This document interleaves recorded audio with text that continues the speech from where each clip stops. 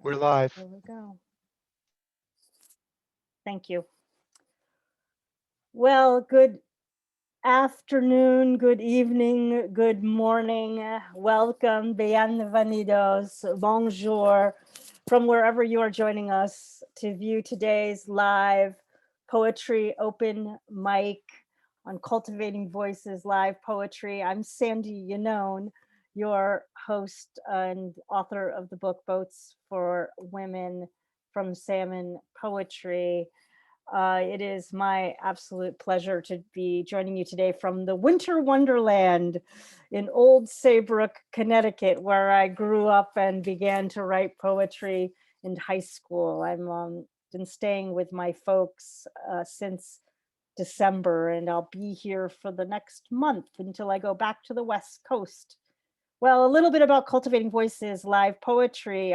This Facebook group and weekly reading series was started last March by my sister Elizabeth Ann and myself in response to the global pandemic. And we keep persisting in our response week after week, bringing you just exceptional poetry and bringing that poetry to life every Sunday.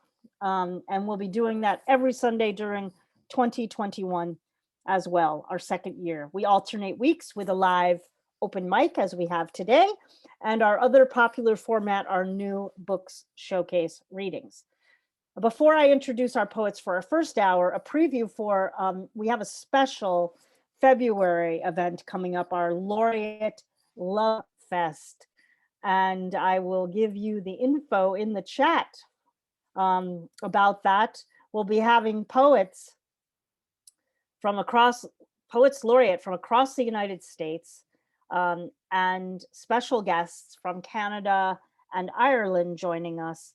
And it's pre-registration required, webinar format for the first time with our co-sponsors, the Olympia Poetry Network and St. Martin's University in Lacey, Washington. You won't want to miss it. Read about it. The poets are extraordinary. We'll also have live video performances from Ted Kuzer, former U.S. Poet Laureate, as well as a video from Joy Harjo, the current U.S. Poet Laureate. Well, how about a little bit about each of our Hour One readers, with a reminder to check out our readers' bios on our group page and our event page for information about to purchase their books, chapbooks, and their swag to support them and their presses. So important during the pandemic.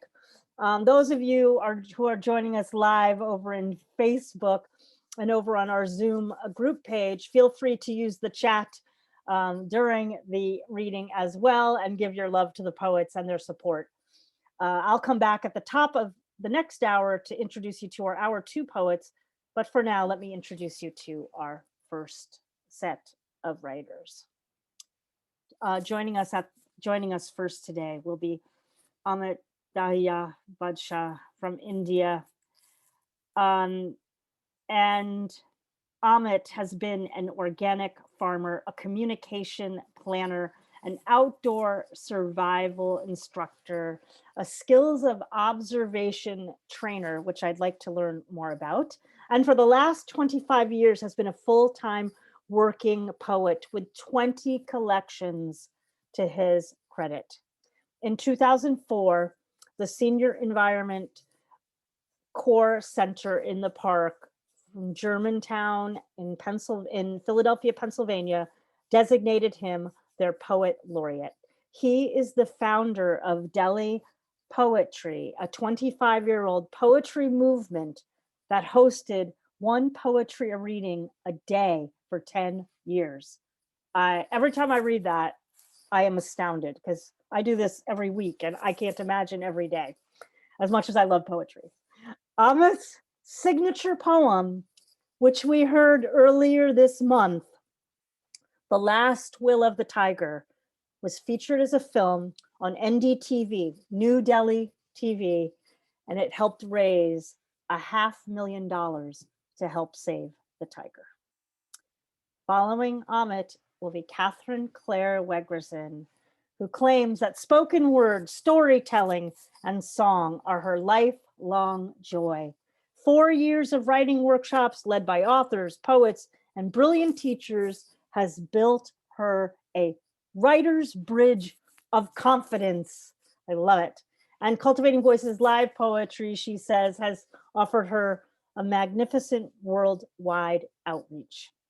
Her first poetry submission ever, the poem Everywhere We Rise, was accepted for a 2020 Colorado Regional Art and Poetry exhibit. I just want to give a big congratulations for that acceptance. Next will be Shaswata Gangopadhyay, one of the prominent faces of contemporary Bengali poetry, who started writing in the mid-90s. Born and brought up in Kolkata, India, Shaswata has 3 books of poems: Inhabitant of Pluto Planet, 2001, Offspring of Monster from 2009, and Holes of Red Crabs from 2015. Very recently, Shaswata's poetry has been exhibited at the Piccolo Museo della Poesia in Piacenza, Italy, the only poetry museum in the world. English translations of Shaswata's poetry have been published in various journals and anthologies in Europe, North America, Asia, and Africa. Next will be Larry Kerschner. And I always like to say about Larry was one of the very few people who read in the in-person version of Cultivating Voices live poetry before it was Cultivating Voices, and was a very early reader as well on Cultivating Voices live poetry versus Zoom. It is always a pleasure to welcome Larry back. Larry Kerschner is married with 3 children and 5 grandchildren for 35 years. He worked as a registered nurse and the last 25 years as a family nurse practitioner in rural communities here in Washington State. Politically active with Veterans for Peace and Pacific Life Community, he has self-published the following books. I own them all and they are extraordinary. Gravelines from 2013, Rhymed Love 2014, Poems New and Used from 2016, George Washington, founder of Centralia, 2018, Grotesque Arms from 2019, and Other Eyes, Translations of Poems by Larry Kerschner, 2019. And you can connect with Larry through his sporadic blog that I'll put in the chat for you all. And finally, for our first hour, we will end with a voice you know well here on Cultivating Voices Live Poetry, Bill Nevins, who lives in Albuquerque, New Mexico, here in the States. His cultural journalism appears in various publications, including No Depression and Logos, a journal of modern society and culture. His books of poetry, Heartbreak Ridge and Awe, appear both from Swimming with Elephants publications. Everybody, have a great first hour of poetry with our 5 extraordinary poets, and I'll see you in the next hour. Amit, take it away.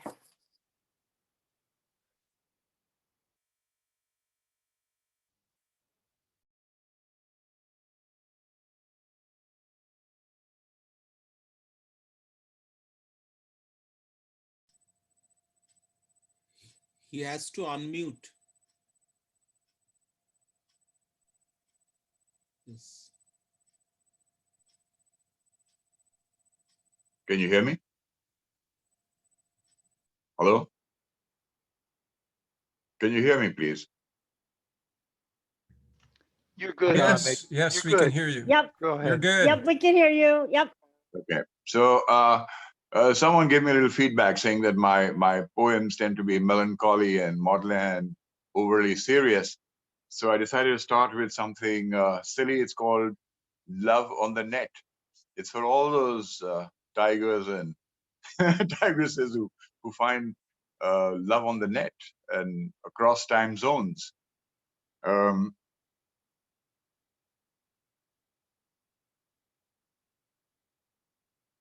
Now night is day and day is night, and sunset melds with morning light, and still we are not done. Our mumbling, fumbling, stumbling, bumbling, humbling, crumbling, ways to make us one, as one by one the odds dispose, with hearts and throats we both propose, stomachs fatten on butterflies. In this burning, freezing night, we say the things we couldn't. On internet, horizontally waltz, and do the things they say we shouldn't. On internet, horizontally waltz, and do all the things they say we shouldn't. Across time and space, on internet joined, in ways we never knew. In this resonance, my friends, you won't believe how well we grew and flew. Um, Thank you. Uh, on a serious note, this poem is called Terror of the Hunting Lad Gone to War. I wrote it in the R8 train from Chestnut Hill to Philly Center. I'd just come to the States and I didn't realize that a flaming orange hunting jacket is not the best uh, apparel for, for a poetry reading. Someone was staring at me. The war was on in Iraq, and he got into a completely empty coach and was staring at me. I tried to ignore him because those were hard times. Then he got up and came and sat down next to me. I still tried to ignore him, but when he asked me whether I was from Iraq, I realized that things are not going in a good way. And I told him, no, I'm from India. So he said, would you know any good prayers? I said to myself, oh, this is not going well. And I decided to turn towards him and say, I'm from India, but I'm not from the religious part. My part is all farming and soldiering. May I ask why you're asking me all these questions? And he said, my boy is in Iraq and he likes to hunt. And I thought, if you're from there, you might know a nice prayer for him that helps him to come back.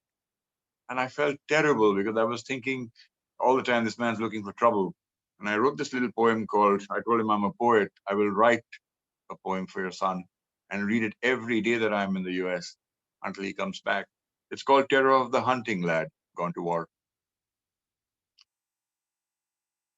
There is terror when the long flight eastwards ends and a harsh hand of desert heat takes you by the throat, and the ground crew of the plane carefully avoids your eye, and the loadmaster avoids your face as a cargo of long boxes arrives to take your place for the long haul home. And the wind changes, bringing shining blue flies and a smell you remember from last winter's hunting only too well, when the freezer broke and the venison went throwaway bad. The same stench of rotting venison comes to you from the cargo of long boxes that has already taken your place for the long haul home. And the plane leaves the stench behind, gently caressing your face. It says to you, hey, wake up, it's time to play the game, to defeat the stench of rotting venison in a desert that offers no forest, no trees, no deer, only an endless hunting.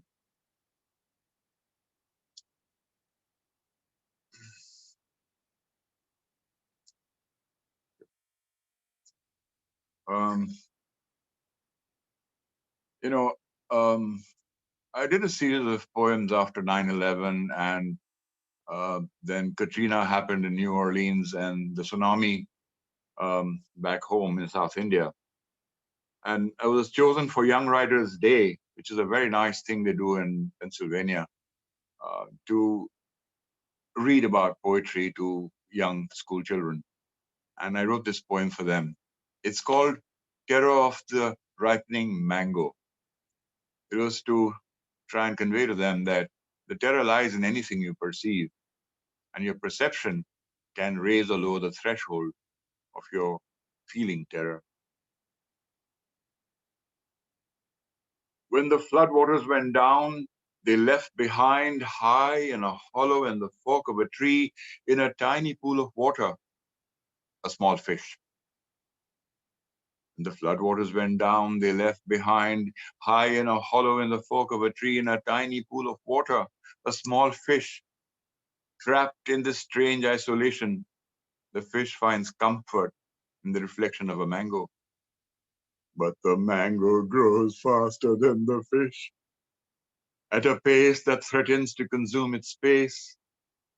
Trapped between the hole in the tree and the hole in the sky, the fish discovers the terrors that lie in the ripening of a mango.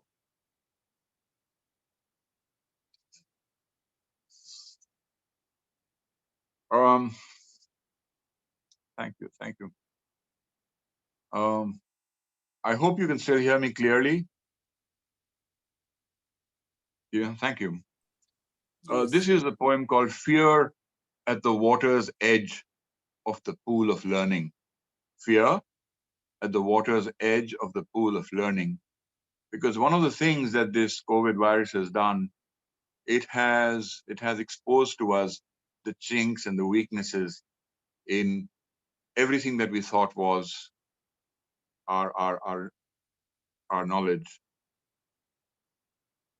They say a child has only two natural fears: the insufficiency of food and the mortality of parents. But I have a third fear, and it is the greatest yet. It is that we might not know what we think we know. I fear we may have taken a sieve to the sacred pool of learning and returned empty-handed, that the big book of botany has not become a single tree in 100 years, that all the architecture and civil engineering has not taught us to dig a small clay-lined pond in the empty backyard where the rain does the rest, and where your children ripple the waters with their spit and like horrified little gods see the bubbles culture tadpoles that become wonderfully huge frogs. They discover they have the power to bring a hole in the ground to life. We have passed our true learning by. Our information will not become knowledge. It will never become wisdom. And we will not dig any holes so the earth may find breath from the open mouths of little children whose eyes are made wide with frogs.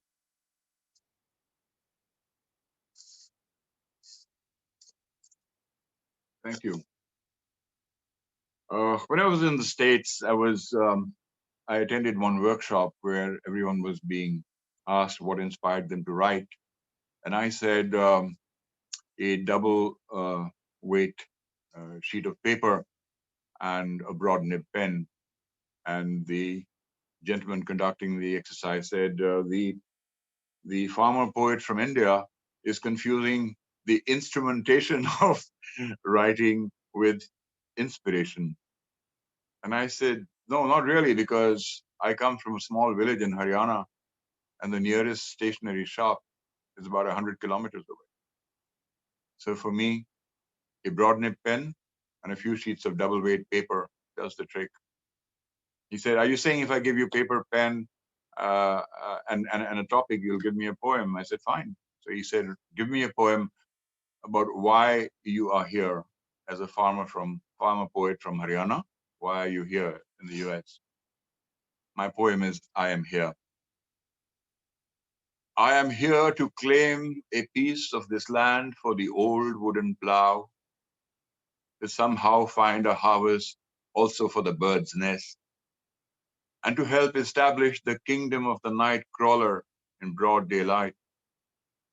I am here to reclaim this land for the return of a softness that will hold my woman's body gently as we seed her deeply together with the collective wisdom of our tribes. And even as she washes my work sweat with the liquid of her dreams, I am wiped by her wisdom and the tragic cloth of her experience.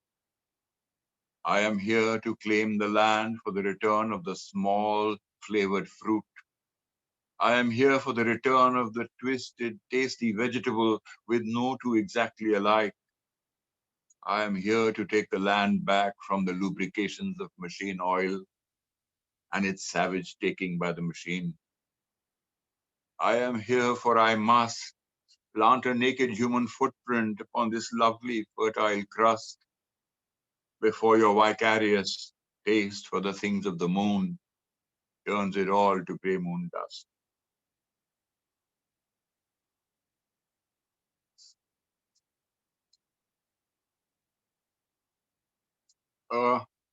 This poem of mine is called Window Shopping. It is a cold winter night. The market is empty, but the windows are bright with the warmth of a light in which the hard-working insomniac mannequins thrive. They stand at the glass, a couple dressed in rags, grimy faces, grimy hands pressed to the warm glass. He says, they are window shopping. He says, I give you that bright red dress so that when you walk the streets at night, you look like the queen that you are. She says, I give you that hat so it keeps the sun off your face when you drive the rickshaw in the burning sun. He says, I give you that beautiful bird-shaped bottle of perfume so that you smell like the expensive whores that I can never afford. She says, I give you that wallet so that you may save the money for the day when you may need never pay me for my love again. He says, I give you those big, dark, dark glasses so that when I'm with you and upon you and the sweat drips from my face onto yours, you may never be able to tell they are actually tears. And finally, I have a poem called Moon Drenched in Gulmarg. Gulmarg is in Kashmir, often described as a paradise on earth. The full moon night in Gulmarg. Who wrote this sheet of music, perfect notes serene? The night is dark and velvet, the snow is silver sheen, and snowy crags in counterpoint descend to join the green. Wave on wave of forest underline the score. And if this leaves you breathless, then wait, for there is more. See how nature sings in harmony. How I love the sweet plain song. How I love the starry aria, the music that plays on. The stream and insects sing chorus, a leopard a deep bass grumble, a singing stag, the sharp high notes, a cloud a steady rumble. Now somewhere in this symphony, a touch of opera. The big cat takes the singing stag beneath the starry candelabra. The sight and sound are just too much. They flood hearing and vision. The great big cat keeps dining on past midnight's intermission. But through it all, low notes and high, silver stream, star sequence sky. God who loves this music too sends shooting stars to bless Kashmir as she sings a sweet, sad song of pain and happiness. Thank you very much. Thank you. Thank you. Thank you. Hello. Hi. Hello. Yep, you're good. Go ahead. Wonderful. Thank you so much. It's wonderful to be here with all of my friends. And my first reading is called Winter Dreams Spring. Glaciers ice-packed polar freeze. Ice bear never hibernates winter's unfolding. Blizzard of her own will, when the cold wind is blowing, she is calling your name. Lovely bare trees, captivating a trance, profiled against winter skies, Branches twist and turn the dance. She invites you to join. Winter storm, blasts deep snows. Everyone prepares in layers. Hoarders crowd stocking up. Chill abounds. Hunker down. Wind-blown icicles swept into curves. Wood stacked, prepared within. Fire flames dance our worries away. Winter is not long to stay. Strong north winds pound the plains. Tree-forked branch nests remain. Sculpted by bird architects, spring will return is their refrain. Morning sunbeams on frozen branches, treetops glistening, unspoken message, gentle call, beauty surrounds us all.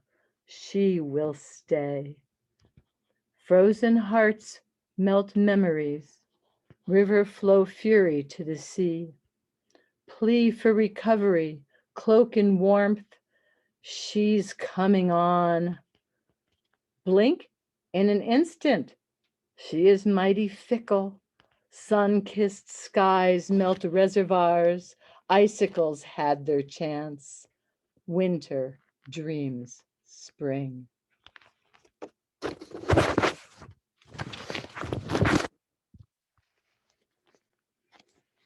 Thank you, my friends. This is a welcomed invitation. Hope you like this story. Welcomed invitation with no names for roads. She guided me with landmark directions.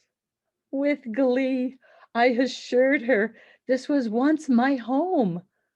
I am on my way. With winding dirt roads, ascending to the end of the hill. With grandiose remodeling and additions, once tiny cabins as our homes. With 4 decades past, a measure of time, I return at last. With a western view of the Horsetooth Rock, deer grazing in the field are prolific. With surfacing memories, I, night jogging, miscalculated the winding drive. With the ravine that consumed me, I lay on the rocks, howling for help. With a house light turned on, the door opened. My friend said, "It's only a cat." With louder yelling out her name, her husband replied, "I better check on that." With a rescue saving me from a cold, windy night of despair, more memories fly with the desire to remove obstacles. I turn my car around for the drive home. With the path of the past, now surfaced with flagstone, mindful of my steps, with joy, friends united, we marvel at the long ago connections we have here. With greetings and salutations, we circle around, we circle each other, we hug, we sit in the front of the house. Now, with an eastern view of the reservoir, to the expansive plains, we chat. With the fading warmth of a sunny autumn day, we enjoy our tales and stories. With this welcomed invitation, soup preparations now underway. Without recognition of the quaint cabin my friends long ago had lived in, she leads me the way with a familiar narrow corridor, tiny rooms, a living room with a stone fireplace. With the beauty of this home she now pet sits in, we set the table with a view. With the beauty of day's end, we share the evening's conversation. Called it a night. With the many past memories rolled in today, although I had not moved very far away. With the fallen darkness, a dull house light, I declined a flashlight. With the path of the past now surfaced with flagstone, mindful of my steps, with a pounding presence of an enormous rising from the lower terrain. With frozen fear, no turning back, no ground under me, I flew into my car. I turned around, a close-up view of a majestic 6-point buck, one leg stomping the ground with low guttural grunt, the snorting wheeze just before a fight. With my passage identified as a source of danger set to come after me, with amazement I drove away. In my car, I'd turned around, and a lesser buck on every curve as I headed down the memory of Skyline Drive.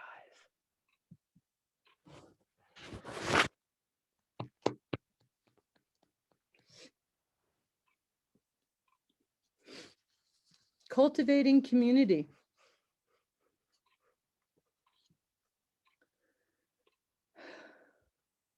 The First Nations people have been sent away to keep them in their place.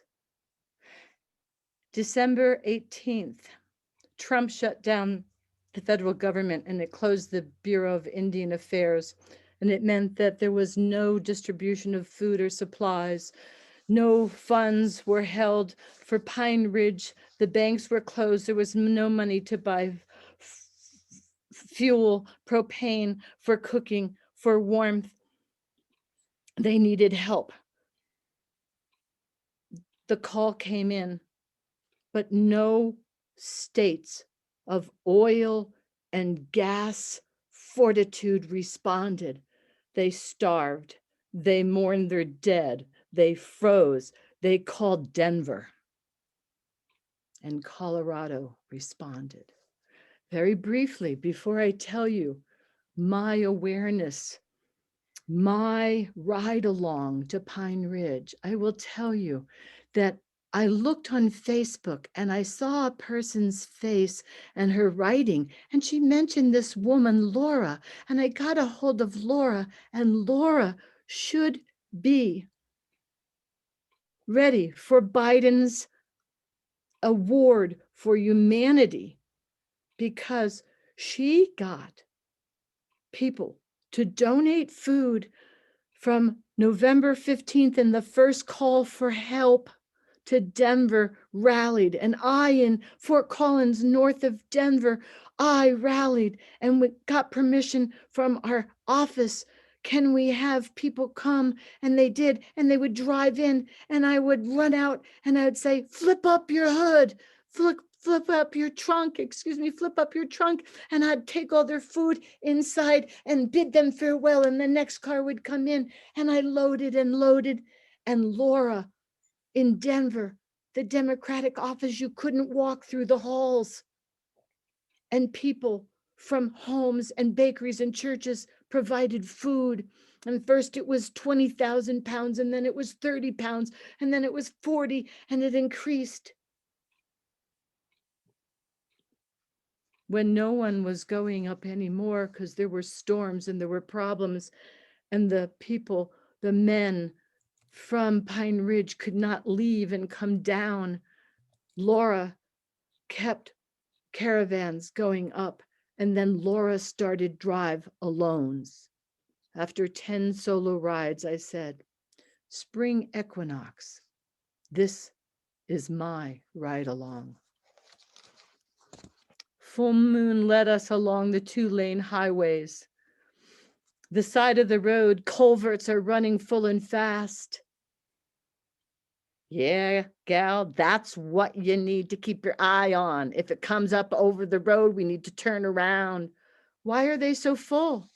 The eastern Nebraska massive flooding and attempts not to flood the power source at the Missouri River waters released water, and it's all flooding back in here. And that on top of our winter snowstorms, the snow bombs, that it's a mess. Keep your eye on the road. keep your eye on the road. As we drove through the night, I said, that is one big river over there. Gal, that was a dried up riverbed. Then I saw flooded farm fields with cows buried up to their necks, unable to move. All through the panhandle, I saw the need for FEMA to come to the rescue. Where's the rescue for Pine Ridge? As we crossed the imaginary border, it was good to see the sign, Welcome Home, the Ogallala Sioux Nation, and glad we had arrived. No, gal, we have 3 more hours to get to the center of the reservation. This is the largest and the poorest, and these are the people that have not received anything.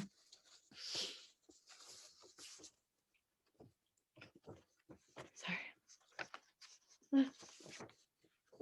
This is where they've not been receiving their food supplies. Many have been stranded for a week or more, and by horseback, riders are going way off road to deliver. As we headed into town, it was pitch black. As the earth tilt, moon set, people were walking along the narrow road in a family group of all ages or walking solo. It was hard to see them in the dark, since they had to walk long distances to check on their family. There were no vehicles or no bicycles, gal. They had to walk. We passed the Billy Miles Center, and Laura said that was where the first delivery of food supplies was made. I had seen the video they had sent of everyone dancing and singing, "We have food, we have food." They had worked to organize all by category for people to come in and pick up for their households to end starvation. Keeping a watch on the side of the roads, occasionally a speed demon being chased by police, we listened to the local radio station. Laura, I'm sure, very tired, driving on up into the center of the reservation. With the radio on, several announcements were made naming a daughter, a sister, a mother that were missing. And then we were asked for a moment of silence.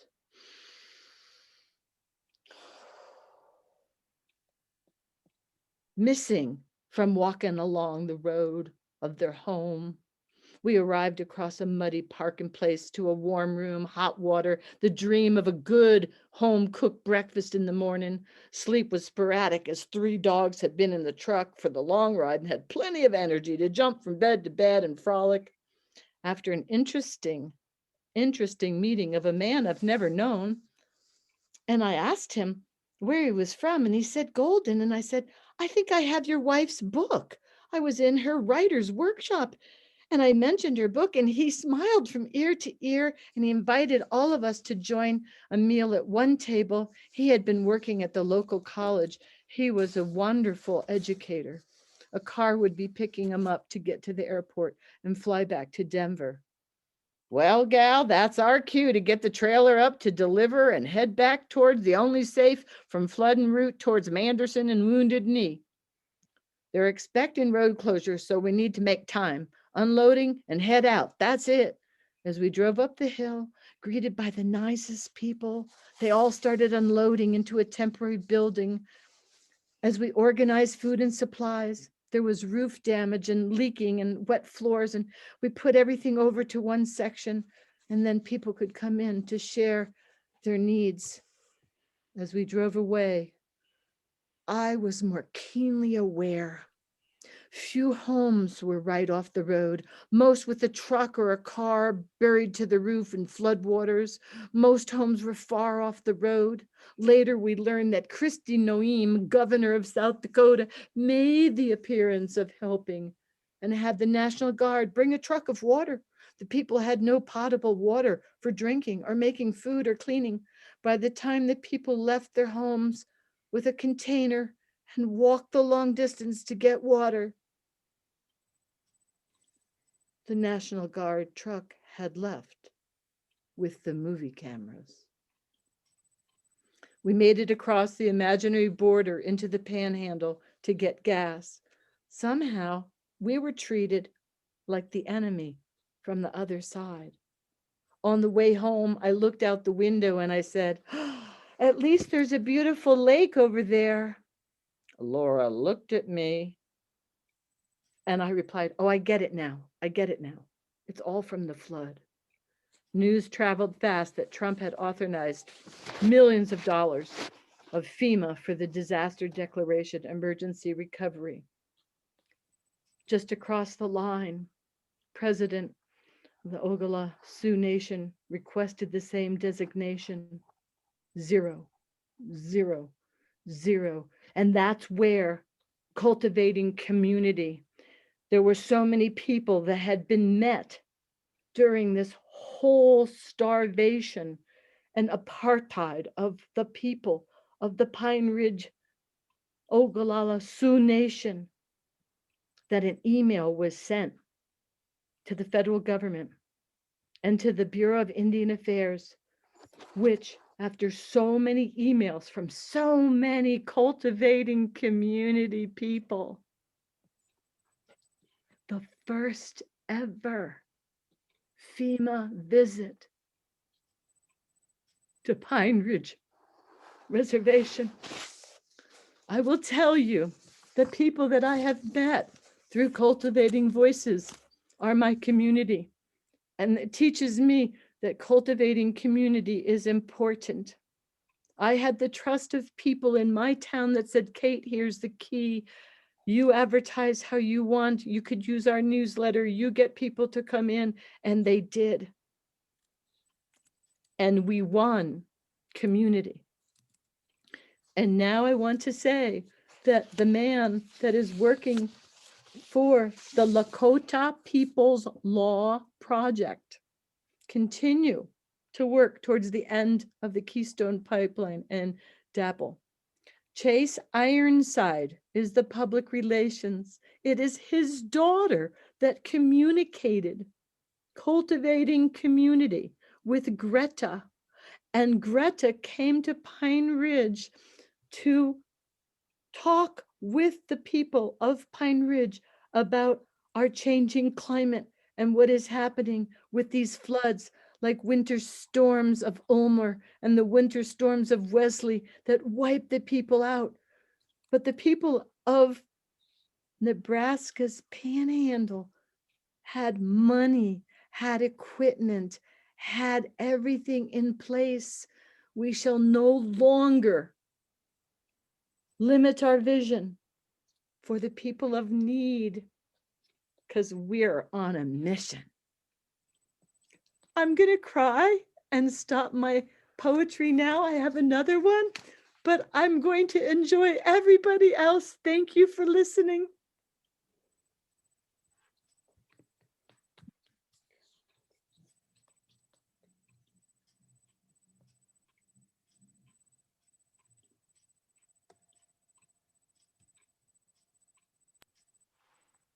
Thank you, Kate. Shaswata. Yes. Hello to everybody, and first of all, compliments from India. Myself, Shaswata Gangopadhyay from Kolkata, India, Asia. And I originally write in Bengali, which is the 5th largest language on the earth. And as per UNESCO, it is the sweetest language. Now, directly going to my poems. First poem, Knife. I don't compose poems. I only manufacture knives. If you insult me, I place that insult into the pocket of my trousers. I come back, my grit grows stronger, and I make the edge of the knives sharper. What do you do? Simply writing poems. Then you spit and dive into it. Let the people laugh at. Meanwhile, I wait my alphabet, which I will throw one day that will pierce the throat with severe cut. The friend. A man is all alone when, instead of a bridge, he constructs a hard wall around both of his sides. Wrote a Greek philosopher in his diary, myself also etched a long tattoo on the palms of my hands. the name of my dear friend, his latest phone number. In the scorching heat of noon, when my tongue gets dry, after walking a long way on the pitched road, with my slipper straps torn, I enter a booth and pick up the receiver to make him a call. Oh, as if I am slacking my thirst with a green coconut in one sip on my straw lips. Gigolo. I watch him from a distance, the young guy standing at Free School Street with a hanky tied to his right hand. Tall in height, he appears to be a sailor unknown. Upon his deep blue t-shirt glows a shining line. If being sexy is a crime, arrest me soon. The girls beside measure him with an oblique look. Some of them lick their lips, as if it's a storm in the wild desert, where snakes crawl with hissing sounds. Such is blazing pain all over the pores of the body. Halogen flashing serially on the pavement's night descends, as if with endless froths from the corks of champagne. The night, which is also a woman fasting, beckoning the boy from inside of a black car and then taking him in it, starts towards no destination. A day in a shopping mall. As soon as I push myself in through the glass door, two silky sylphs come floating like the bubbles of water. Most welcome, sir. Just take this in your finger. This is the key to Trade Town, and walk with your trolley. All around there are so many tinsel offers displayed. If you get an item elsewhere less costly, you will get twice as much the margin. If you buy a bed sheet, your sleep at night is assured. In each of your eyelids will come wavy and foamy dose. If you purchase condom in bulk for the whole year, you will get 25% discount on each weekend tour.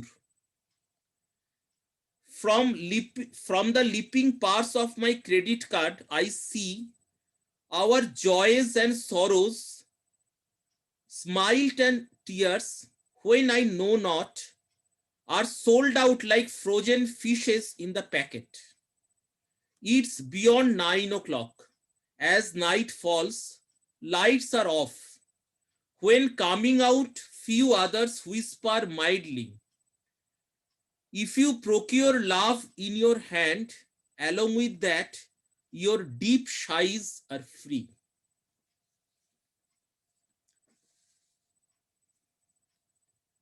An Egyptian folktale. Don't throw stones at a fellow who truly loves you. Those stones will come back to you someday or other. It is in an Egyptian folktale, the written version in the proverb. But you did not obey it. Rather, as a very fast lover, you ditched him, leaving him alone. Putting chewing gum casually in your mouth at 8 o'clock past 10 in the morning, you are crossing the quiet desert. No mirage is visible, only broken skeletons of camels lie scattered here and there. Sometimes after, the sun will look like a ruthless hammer.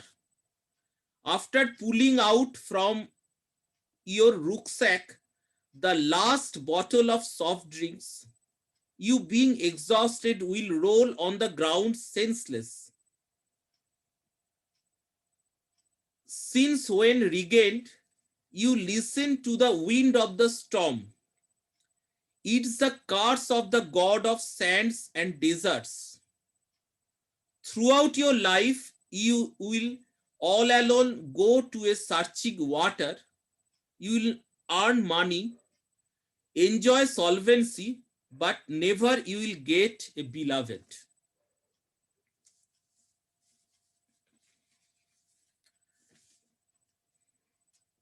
A little mag, an advertisement. Whenever it is published, it should first of all contain a prose from whose every alphabet would emit ashes of lava, brittle, endless, which will slowly engulf the contemporary Bengali poetry. After this, there would be a round table, a few young poets participating, as if an interview among some crickets.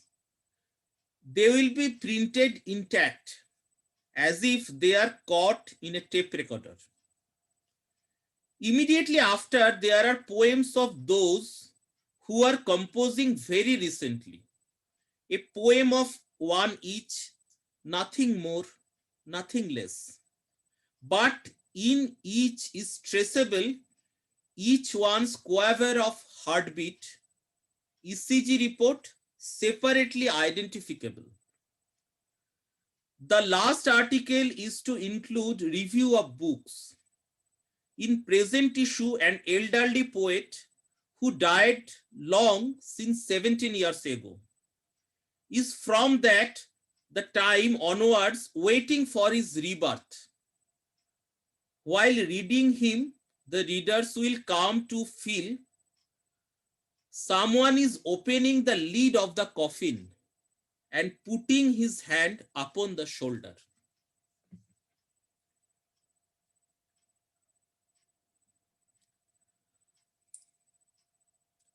One very strange poem that is, just a minute.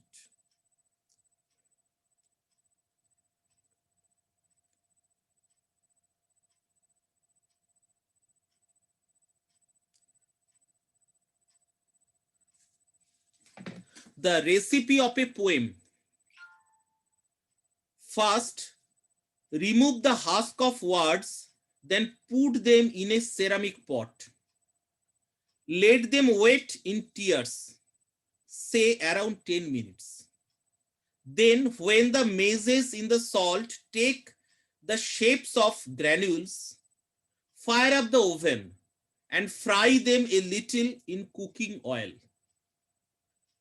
After this, cutting the vein of your right forefinger, spill a drop of blood and prepare with flour a tasty gravy. Add spices as required. In the way deer dance along the horizon in heavy monsoon night, musk scented, in the like manner mix and blend secretly the rhythm of their stepping motion. Now spread over the surface of the roasted words with fresh coriander and green lemon, while hot, like the roundish petals of lotus.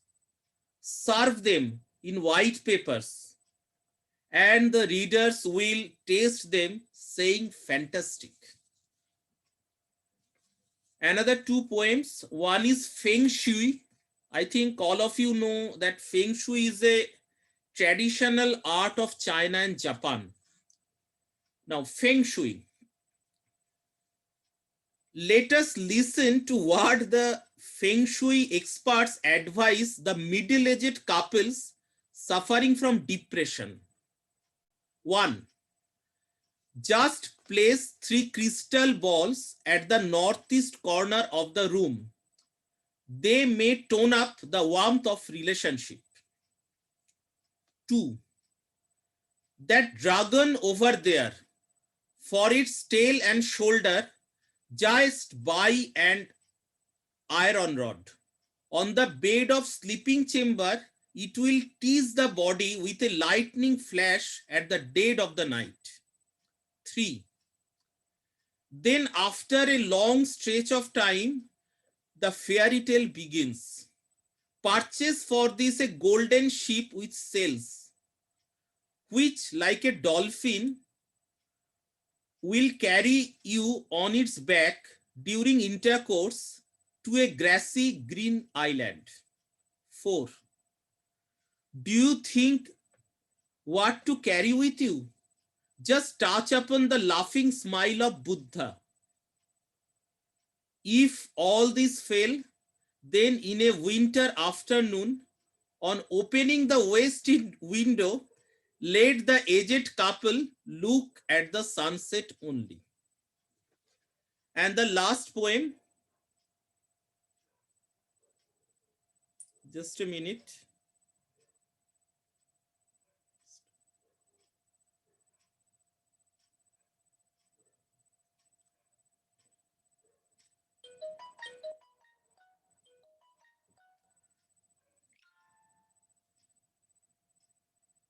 It's a peculiar poem, and the name of the poem is Scarecrows or the Divorcee Woman.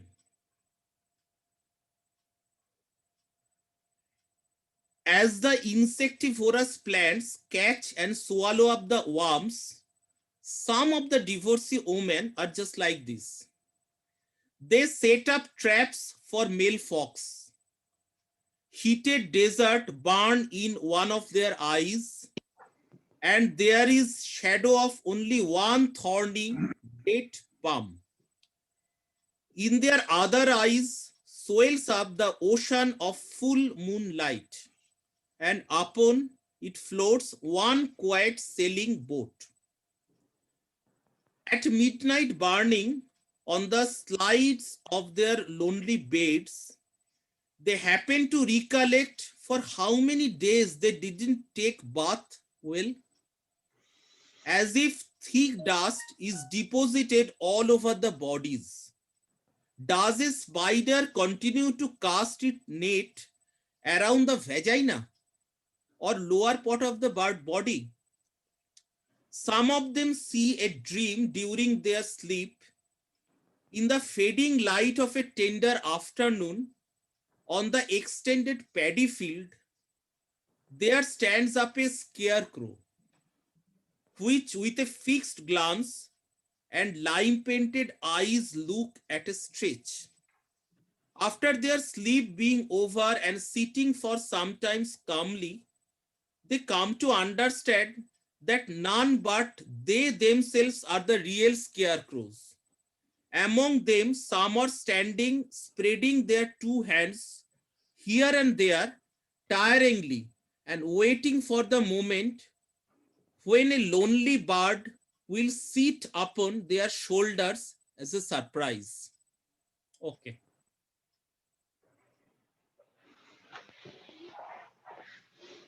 Thank you very much.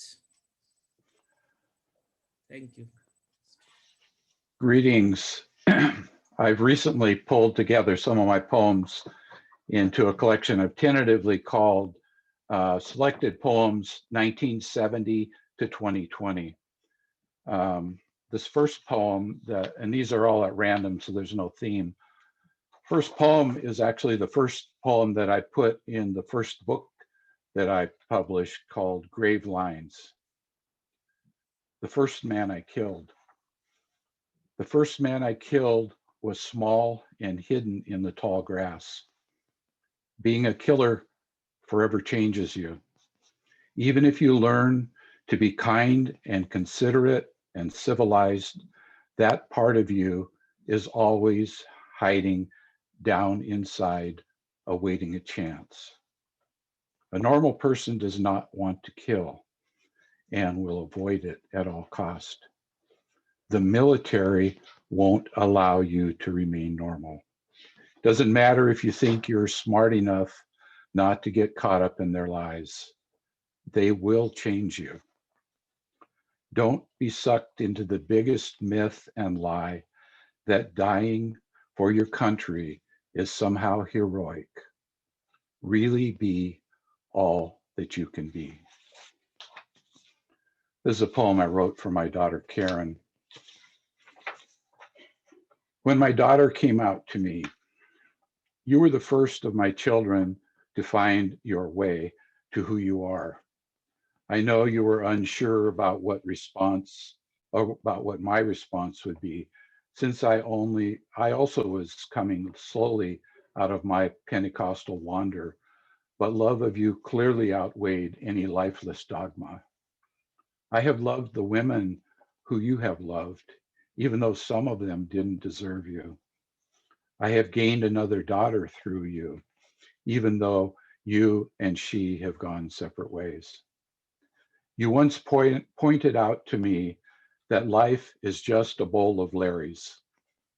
I have learned that to know poetry, I must write poems. You seem to have learned that to know love, you must love. This is the epigraph on this poem is from Roman poet Catullus. It's Dami Bazia Mile. Kiss me 1,000 times over. Kiss of life. Kiss of death.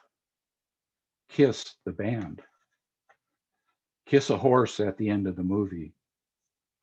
Kiss of Judas. Kiss my ass. Kiss it goodbye. Kiss it and make it better. Kiss and make up. Kiss her until she be wearied out. Kiss and tell. Kiss your sister. Kiss your mother.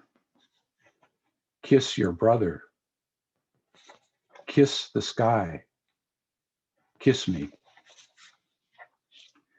And I think it was Bill Nevins who posted something on Cultivating Voices, a link to people who are collecting pandemic poems. So I wrote this one. It's called Pandemos, for all the people.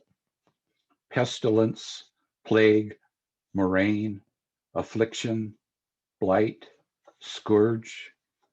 In a caring voice, Big Pharma asks if COVID-19 has interfered with your ability to pay for your medicines while charging $1,200 for a vial of insulin. Fighting back, the people plan a powerful spring offensive of signing harsh petitions. Open coffins blossom. Open coffins blossom for those missing in action. From blood fertilized streets, rusty water flows from the faucets. God remains muted on Zoom. If there is a them, then there is an us to blame them. A hungry man had to pay a hefty fine and is banned from going to Yellowstone National Park for 2 years after cooking a chicken in one of the hot springs. Masked obituary every hour for the new dead. This one is Summer in Siberia. The tundra has held its breath these many thousand years, now awakened by a warm day, is belching and bellowing, exhaling carbon dioxide and methane instead of rolling over, sinking back into the dark night. The temperature today in Verkhoyansk, normally one of the coldest spots on Earth, was 104 degrees. Not noticing auroral colors dancing in the sky above.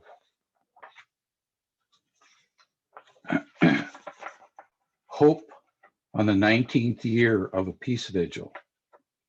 As I return week after week, hoping that some driver speeding by will give some thought to the sign I hold, hoping their mind is not sealed to possibilities, hoping that they can maybe shed tears for the pain of people they don't know, hoping they can open their minds and hearts, abandoning any fear of strangers, I can only hope that it is not rude to put my ideas in someone else's head.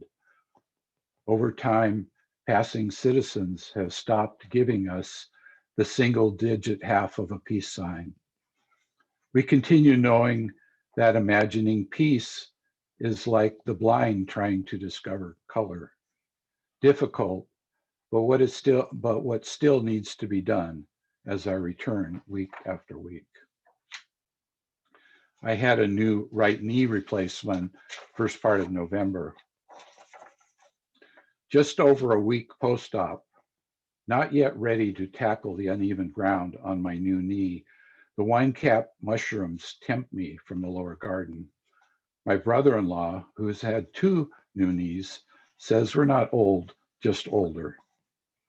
In my mind, I'm as nimble as a circus acrobat, but I know the mortality rate for a broken hip in my age cohort is pretty high, and the wet grass is high enough to trip me.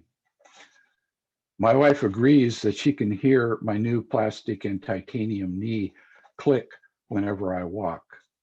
Unfortunately, this will limit my secret stealth ability. I was in Afghanistan a few years ago with a group teaching people how to make biosand water filters. And I wrote this. I was in Bamiyan. Buddhas of Bamiyan. Cold dust blows down the Hindu Kush past the sacred space chipped from the sandstone where for over 1,000 years the Buddhas of Bamiyan used to rest. Mirza Hussain was a 26-year-old prisoner. Taliban commanders ordered him to plant explosives among the famous statues, which were detonated amid shouts of Allah Akbar.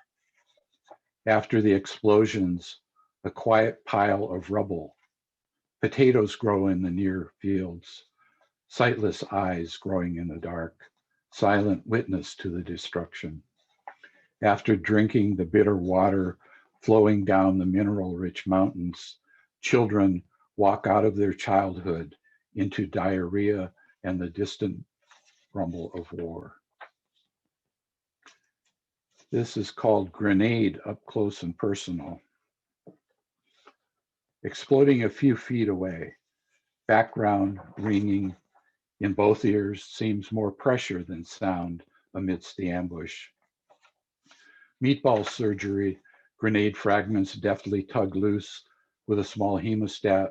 A gloved finger softly feels for any hidden pieces as blood slowly pulses out onto the already red clay ground. Trimming a jagged wound, scalpel meets the slight resistance of living skin and fascia, slicing sound of edges readied for suture. A simple purple heart rather than a mention on a black granite wall. And my final one, American capitalist empire is on its knees, gasping its near to last plutonium breath, following the death rattle of every other empire. Be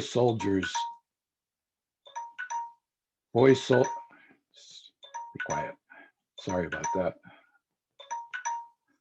Boy soldiers still wipe out regiments of civilians sleeping quietly in their homes in lands we covet. But America stands naked, blinking on the world stage, turgid, mad missiles wilting in the bright spotlight. The American dream lies exposed for what it is. No longer does the world quiver when US cock crows. The self-appointed sheriff is seen as the cattle rustler, a blood-red mask to hide behind at the end of the movie. Ding dong, the witch is dead. The spell has been broken.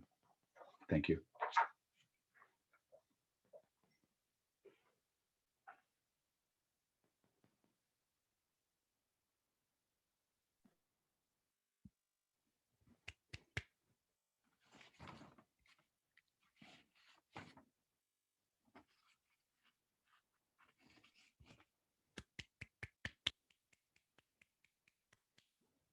Bravo.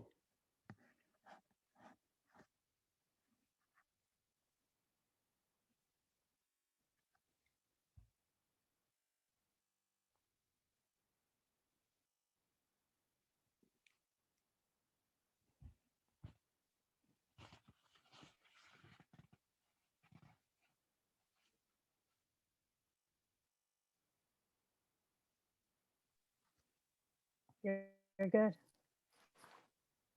Okay. Am I on? Hi, Cindy. You're good. Go ahead. You're good. Go? Okay. Yeah, it's weird. I don't see myself on the screen, so you know. 3 poems. I'll keep them going quick. This one's from this book. No prisoners. What can I say? We met in Santa Fe. They've got everything they need. They're an artist, and they knew John Berryman. Poets are worse than lawyers, they said. Worse than mosquitoes, like those big flying cucarachas down south they get in your hair. Poets tell you stories, stories about anarchist painters who won't take cash from the cruel corporate state, so they live in boxes made of cardboard under bridges, without berets, without brushes, without canvas stretchers, without grants, without patrons, without brushes. Poets, they said, are like syrup on a pancake. They soak in until they wipe out all the taste of the pancake itself and fill it with words, words, words, sweet, sticky words. Poets make everybody else taste what they taste, they sighed. We hate fucking poets, they said. First, they hissed, after the revolution, we'll kill all the poets.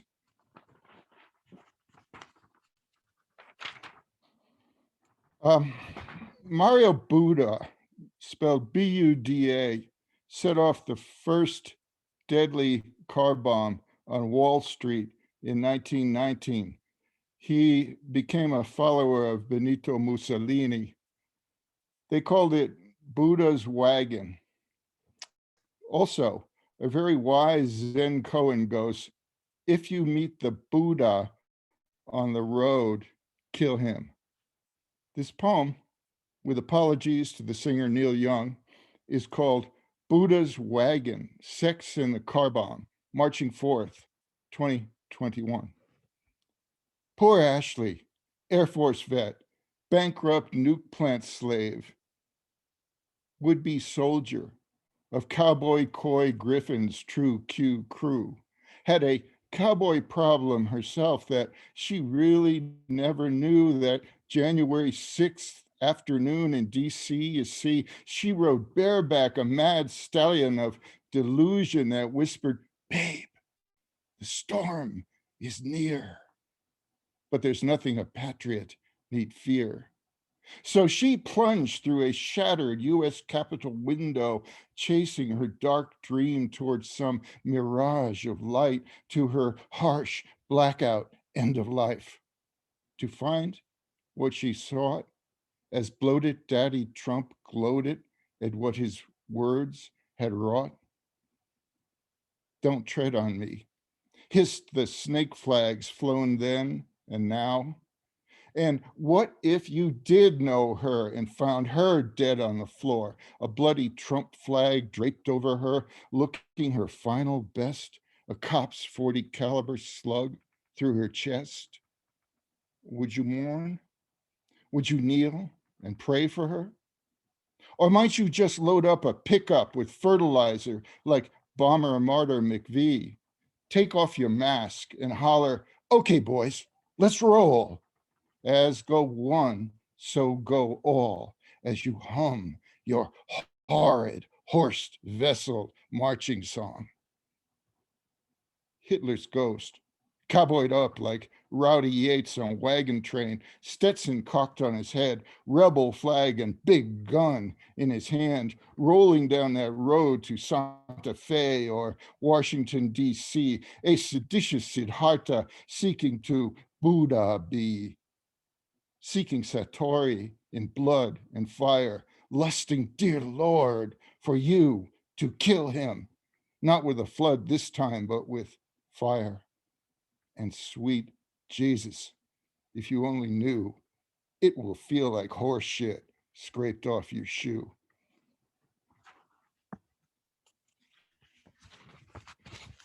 And this this final poem is called, is titled, it has, well, the poem has a preface line by Comrade Edward Abbey, better a cruel truth than a comfortable delusion. And the poem is titled, The Gorilla Must Move Amongst the People as a Fish Swims in the Sea.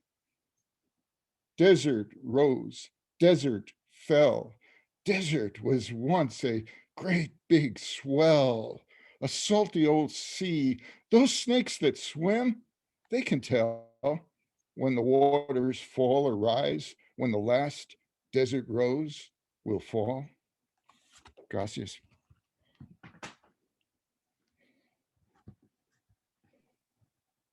Thanks, Bill, and thanks to all the readers in our first set this afternoon. We got a little bit of a late start for those of you over in Facebook, so I'm going to get right to introducing our next set of readers. First, we have joining us for the first time on Cultivating Voices live poetry is Ron Bremner. R. Bremner writes of incense, peppermints, and the color of time in such venues as International Poetry Review, Anthem, a Leonard Cohen tribute anthology, Jerry Jazz, Musician, Patterson Literary Review, Climate of Opinion, Sigmund Freud in Poetry, and others. Ron has published 7 books of poetry, including Absurd from Cajun Mutt Press and Hungry Words from Alien Buddha Press. And he has thrice won honorable mention in the Allen Ginsberg Awards. Well, following Ron will be Marian Lovett, who is an arts writer based in Sligo in the northwest of Ireland.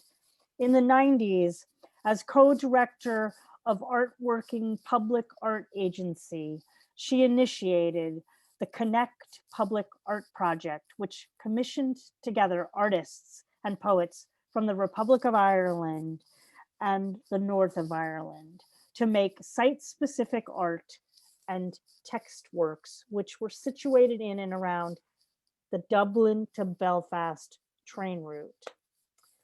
This was before the Good Friday Agreement, and the project forged real and lasting connections between artists and writers on both sides of the political divide. From 2016 to 2018, she was the co-editor of the relaunched Circa Art magazine. And for the last 2 years, she has steadily developed her own poetry practice and is working on her debut collection. This is her 4th time reading with us on Cultivating Voices live open mic. And I want to just say very quickly a shout out. She gifted me a beautiful gift of a Van Bolen's final collection of poetry, The Historians, which I just treasure it. And so thank you for that. I wanted to say that publicly. And if you haven't gotten that collection yet of Van Bolen's, it's well worth the investment. Well, following Marian, we will be going from the west of Ireland to the west of the United States. Ken Burch was born in 1960, is a retired Alaska Marine highway crewman, sometimes actor, musician, grandparent, and the surviving spouse of a great poet. He is also trying to put all of this and the world it happens in into a few words. He resides in Olympia, Washington. And right nearby, Ken, is Bill Fay, a retired program manager and poet who has been published in numerous journals. His recent chapbook, Passages, Immigrant Experiences, from 2020 from Fox Island Press was written to advocate for immigrants, the warp and weft of the American tapestry. His next chapbook, Hymns of the Homeless, in this year, also from Fox Island Press, will advocate for the homeless on American streets. Bill holds degrees in fine arts, electrical engineering, and business administration. He lives with his wife and their two bodacious cats, Tucker and Annie, on Fox Island in the Puget Sound near Seattle. And our final reader today will be Marcella Remund, a native of Omaha, Nebraska, and a South Dakota transplant, where she teaches at the University of South Dakota in Vermilion, South Dakota. Marcella's poems have appeared in numerous journals and anthologies, and she is the author of 2 books of poetry. The Sea is My Ugly Twin from Finishing Line Press in 2018, and The Book of Crooked Prayer from Finishing Line Press in 2020. We heard her read from that in our new book showcase. In addition to her own writing and university teaching, Marcella has been teaching writerly classes and giving presentations in public community education settings for more than 20 years. These classes include a wide range of subjects, including beginning creative writing, journaling, dream journaling, and an introduction to the Magdalene laundries of Ireland, and more. Would you welcome our next set of poets to Cultivating Voices Live Poetry?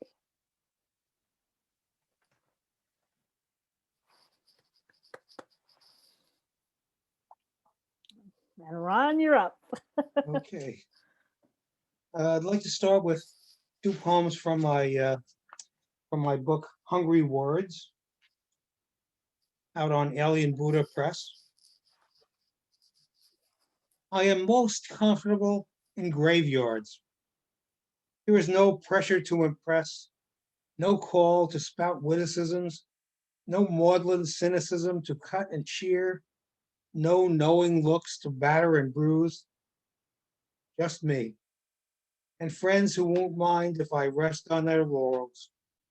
Sit here on the cold ground of autumn under steel gray skies with them. I can sympathize with their lives and listen to their stories. They won't shrink for my verse. They won't text while I read. They listen intently with respect and admiration. This is the best home I could have. These are the finest companions. I am most comfortable in graveyards.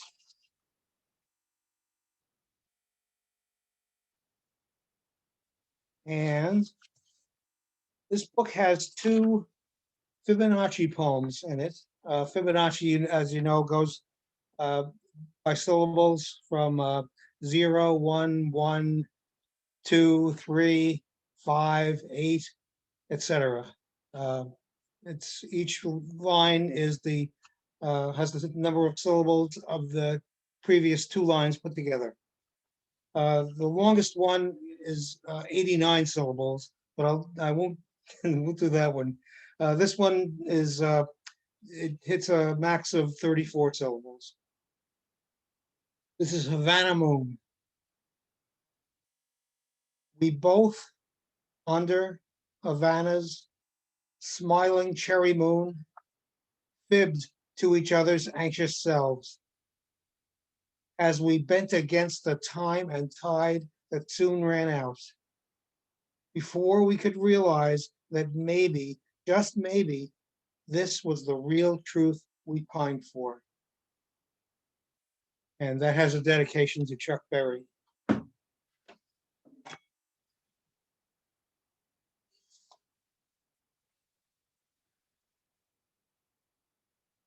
For the next 2 poems, I'd like to take you to Greenwich Village in Manhattan, New York. This is called Medusa, and it's dedicated to Jean Ray. The swivel of your smile turned men to stone, but it was not snakes in your hair. It was the twang in your eyes and the tangle of your lips that damaged so many irreparably. Night black hair coiled like a cobra about to strike. Yes, Cinnamon Girl, you California cowgirl in the sand who migrated east and traipsed the gritty village sidewalks with your many conquests trailing behind, waiting to fall at your feet at the snap of your finger cymbals. Did you enjoy your royalty? The Queen of Thompson Street, your subjects prostrate before you. I heard you once at the Phil Oakes Memorial Concert in 1976.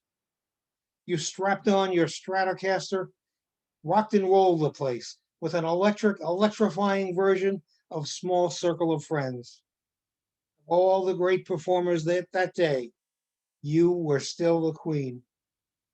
I wish I had known you in your Medusa days, but then I'd be a pillar of stone now. And that poem has a postscript.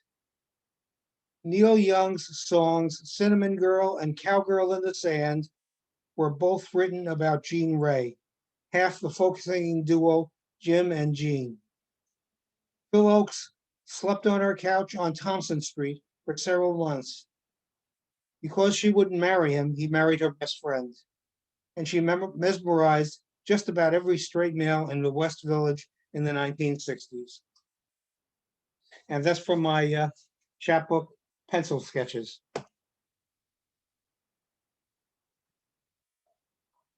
And moving a little further west in the village, Mill's Tavern. Mill's Tavern was a seedy bar on Beaker Street in the heart of Greenwich Village. David Peel used to hold court there, doing a one-man show in between his rounds of drinking and whatever. Who killed Brian Jones? He crooned one night, his voice like Swiss cheese strained through sandpaper. Was it one of the Rolling Stones? As he pondered that mystery, I sat with my schizophrenic Filipina girlfriend. She was tiny and gorgeous and very mentally ill. Frank Mill himself came to our table to take our order. That's what beauty can do. He ordered absinthe, which I didn't think was legal, but damn if Frank Mill didn't disappear behind the wall and reappear with a tiny glass for the tiny lady. He even bowed. Then he had to rush away on his mismatched legs to deal with a rowdy drunk twice his size. Frank Mill gripped him by the shoulders, lifted him up, and booted him in the behind. Don't let me see you in here again, Frank Mill bellowed. Though protesting loudly, the drunk knew he was overmatched and left with Frank Mill glaring at him. This is the kind of place you take me to? My companion asked. As David Peel sang, David Peel is dead, David Peel is dead, David Peel is dead. She nodded at him and said, he is spying on me for my enemies. And that was no joke. This lady never joked. We made our exit to the cool street with me wondering how on earth I could protect my lady from her deadly self. And I have a book of absurdist poems called Appropriately Absurd out on Cajun Mutt Press. I love absurdism. Some people don't. So I'll only read, I think, one from this book. This is called Todd. Some hanky-panky wondered what's inside a girl when a date with Elvis cramped like Trojan Hector saying bye-bye to bad days. A rocket from the crypt into my fleshy liver brought me back home to a dancing vibrator that got so excited about an equal stooge. The raw power of the prisoner is a dog without a bone, holding back a reason to say, "You look unwell." I want to take her home. I just can't forget about that girl who's a bombshell from the punishment zone that, that detours downline in a coffin dagger. She's rare and well done when she rides a black sheep to Desdemona on the bad side of a cheap trick. So anyway, I'm hurting on the bottle at an elite hotel in either Las Vegas or Portland, Oregon. When your arms stay open late and you don't care if tomorrow never comes to a New York City bowling alley bar at dawn with most of the pizza and raspberries gone. I say a one-time goodbye to my high beams, but Del Shannon, an accidental hipster, starts running on back to a sky full of holes. You say, hang in there. But I say, it's my life. And why can't I have a rich woman with a truer heart who will teach me a new kind of mambo in the fire of a lover's curse? Next weekend, the readers' wives will go wild in the head for a sinner, not a saint, who is moving in the river. And my wife is a lady from Sri Lanka, and she has written extensively about the Civil War, and she's also a terrific artist, and she has made several paintings about the Civil War. And these two poems are ekphrasis of those paintings. First one is called Crucifixion. Peek through the curtains, the broken walls, the soiled canopy. Beyond the ghosts of ravaged souls, see if you dare the source of the savagery.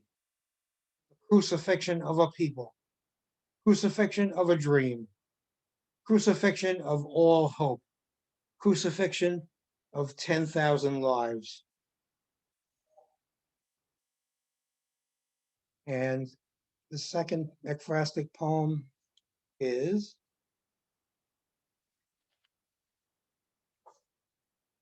called Chambers. And this is for the people of the Vani, especially for the children of the Vani, an area of Sri Lanka which was the last stronghold of the Tamil forces in the Civil War and suffered greatly. Chambers of a heart have quickly frozen, while worlds outside these copper walls today pick and choose their secrets of the fray for skeletons and corpses randomly chosen. Among the scattered rat droppings we play, such is this war's unfettered decay. Thank you. And I'd like to do one now from the Red Wheelbarrow. Red Wheelbarrow poets are a great group of poets. They're located in northern New Jersey, and they hold a reading the first Wednesday of every month, and you can look them up. They're on Facebook. Look up Friends of the Red Wheelbarrow, and hopefully we'll see some of you at the next reading. This one's called the Joe Bono Barbershop. At a barbershop in Nutley, New Jersey, autographed photos of a beaming Connie Francis line the wall. She smiles down at us from all stages of her career. Many different years, remarkably same and sane hairdo. I do not think that Connie Francis ever had her sane hair cut in this male bastion of a barbershop. But maybe, just maybe, a young Conchetta Franco Nero accompanied her boyfriend, Walden Casoto, errand for a haircut at Joe Bono's barbershop before splish splashing insanely in a bath. It's possible. After all, everybody's somebody's fool. And the postscript of that poem is that the stage name of Walden Casoto was Bobby Darin. And I don't know how I'm doing on time here, whether I have time for one or two more. Okay. This one, I was very fortunate. It won honorable mention in the Allen Ginsberg Awards. And I'm very grateful to Maria Gillen for that. Called She Wore a Raspberry Beret. She wore a raspberry beret in Hermosa Beach, spring of 1986. Number 37, 19th Street, side beach view. 4 apartments in an old but sturdy 2-story white block building. She had the place beneath mine. There was an apartment sale, her roommate moving out. I bought a toaster and fell for her right then and there. I gave her some sappy line about not knowing such a beautiful lady lived just downstairs. What a day, she said. I not only sold the toaster, I got a wonderful compliment as well. She was my first stewardess. I was her first writer. I was writing for Continental Airlines at the time. She flew for United. Without her roommate, she felt empty, but she hated nightlife. We spent the night lounging on the couch. KCRW, The Cool and the Crazy, Michael Oakes' Archives Alive, and Joe Frank's Miserable Monotone Adventures. So it went for weeks. She didn't cook. I didn't cook. It was eggs and sandwiches all week. It was Miguel's Burrito House for Saturday lunch. And riding in her little red Corvette up to El Segundo to the Red Onion for Sunday dinner. Always wearing her raspberry beret. Then back to the beach house for more KCRW. I was her first writer. She was my first and last stewardess. Till the transfer came up. Paris, and more money too. She couldn't say no. Goodbye, LAX. You can come out to see me, she said. You work for Continental. And I'll come to LAX once a month. She drove away in her little red Corvette, wearing that raspberry beret. I quit Continental in a week. Goodbye, KCRW. Goodbye, The Cool and the Crazy. Goodbye, Michael Oakes' Archives Alive. Joe Frank's monotone followed me east, but the raspberry beret didn't. Except that, years later, if Prince is on the radio, I can almost reach out and touch it. Thanks. And I'll only do one more. We'll go back to the cemetery in Lyndhurst, New Jersey for this. This one, it's a true story. This one hurts a little. My cousin Joey found in a locked car in the cemetery, with a bullet hole in his head. Police ruled it a suicide. We have our doubts.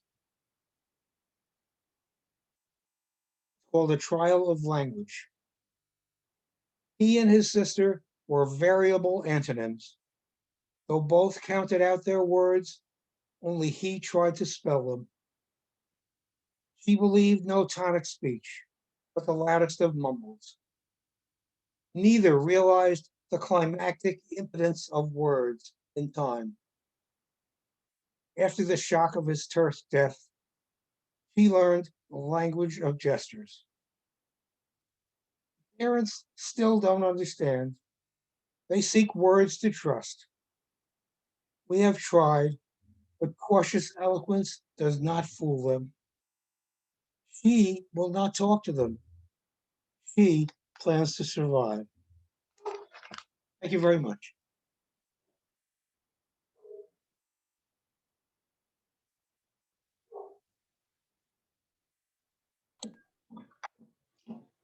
Can you hear me? Okay, am I loud and clear? You're great. Okay, that's good. I've got 4 poems, maybe 5. The first one is a meditative kind of nature poem. Since I've been getting out into the wild a lot, mostly as a kind of an antidote to lockdown, which continues here in Ireland. So it's called The Fearful Fern. I'd stopped the bike at Highwood when I spied it, a single nascent fern, its pale green tendrils trembling as it sat forlorn, half dazed, atop a frozen dry stone wall. The nerve of it, to grow from some stray seed until it pushed its tips right through the narrow gap between the dimpled, corpulent rocks, only to be greeted by the wind, the snow, the leaden sky. Amazed, I looked again. This perfect trembling fern, fearful but not afraid as it braved the cold, the world, the impending storm. Okay. My second poem is about the death of a dog and the guilt that follows. It's called Ghost Dog. Bonnie always barks whenever we pass the spot where Butch was felled, clipped by the wing of our dove-grey car that veered too far to the left, while he, a seasoned soul, Jack Russell, with stiffened legs and ragged ears, erred to the right. Too late. Car and dog collided. Only a dull thud alerted us to his impending death. We pulled over our smart Chevy just in time to see his short, squat canine body oozing blood. We saw terror in his warm brown eyes. Before his final breath, he whimpered loud, then let out one last rasping gasp. We wrapped him in black polythene and left a note on their windscreen. We never told our children, but Bonnie knows we killed her kin, and that is why she barks whenever we drive past that cursed, dog-forsaken place where Butch met his demise.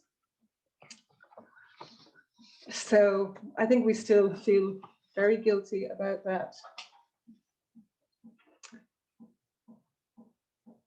Okay, this one is called, it's called Lavender Wax, and I have to preface it with a note because I wrote it in response to an interview that an Irish poet did actually on radio, and her name is Mary Call. And actually around the time of the Mother and Baby Homes Report was released recently in Ireland, and Mary's poem called Laundry went viral actually, and it's a very powerful poem. And following on from that, she was on the radio and she was actually telling how she only got to meet her birth mother when her elderly mother was, I think she was maybe in her mid-80s. And it was a very overwhelming experience, but the memory she takes of it was when her mother related the moment at which she realized that her baby was being taken from her. So this is called Lavender Wax. The convent staircase was elaborate, dark wood, carved, quite ornate, and I knew its every creak and crevice, my back half broken from the daily polishing. We used Malone's lavender wax and yellow cleaning cloths. I was 18 and she was just 3 months old, already with a head of hair and the loveliest of long eyelashes. And I was polishing the banisters when Sister Mary came and said, She's going now. Then gone, my girl, my precious firstborn, without so much as a by your leave. My stomach heaved. I fell on the stairs. I can still smell the polish, a soft lavender wax that came in a round flat tin and you weren't to use too much of it. No, by your leave, they never asked. Years later, I can't abide that purple color, the whiff of polishing wax, the smell of lavender.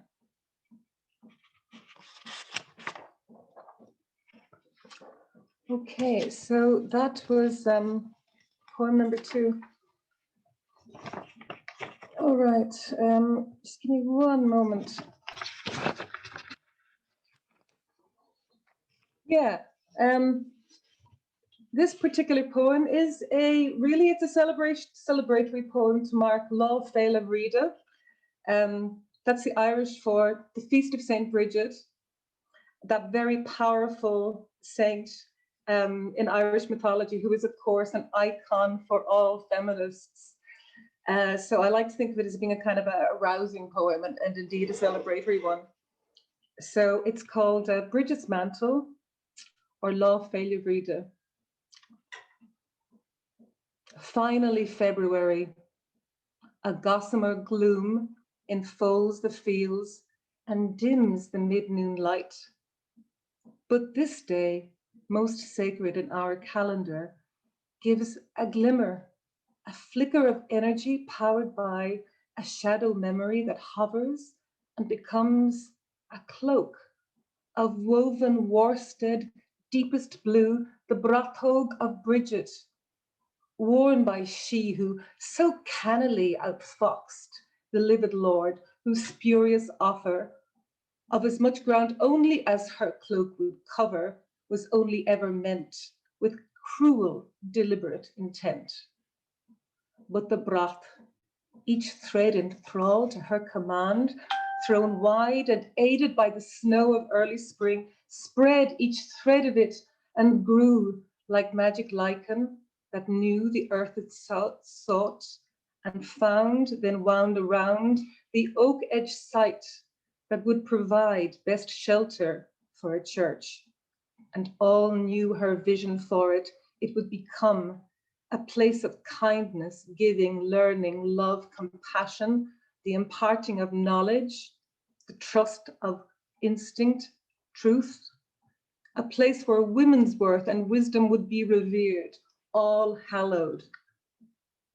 Ha, Bridget, the promise proffered in jest was honored. She bested him, my mother's words. She loved the way the wool was pulled. And now, on your day, and in this your month, I see your strength in every woman who fights, cajoles, charms, connives, asserts, makes and cuts cloth, mostly according to measure, by whose ancient lore and songs of other linger, holding sway, long after the snow of Arach has seeped deep into the soil, enriching the groundwater. So I think it's time for just one slight, just a little, okay, a slight little one, I suppose honoring couples, okay? So this is called On Seeing a Pair of Swans Grace the Lake Today at Noon. I've observed them over days. See now, sometimes they sail off in other directions, busying themselves with work, they're young or finding food, the essential business of lake living. I've noticed how they give each other the necessary space, maintain a healthy distance, but always they come back together. If not for lunch, they'll try for dinner in the evening time. So that's me done, guys. Such a pleasure to be here, okay? And Happy Bridget's Day. For those of you not so familiar with that particular feast, do the Googling, because yeah, Bridget's an icon, okay? Good night. Hello, Okay. good to be here. Let me pull my word pages here and we'll get started. Well, the old thing they always say to writers is write from your experience, and this was my experience in December. It's in a series of haiku form poems. Blazing through my arm, searing message shouts itself. This time it's for you. In the room, they said, you were right.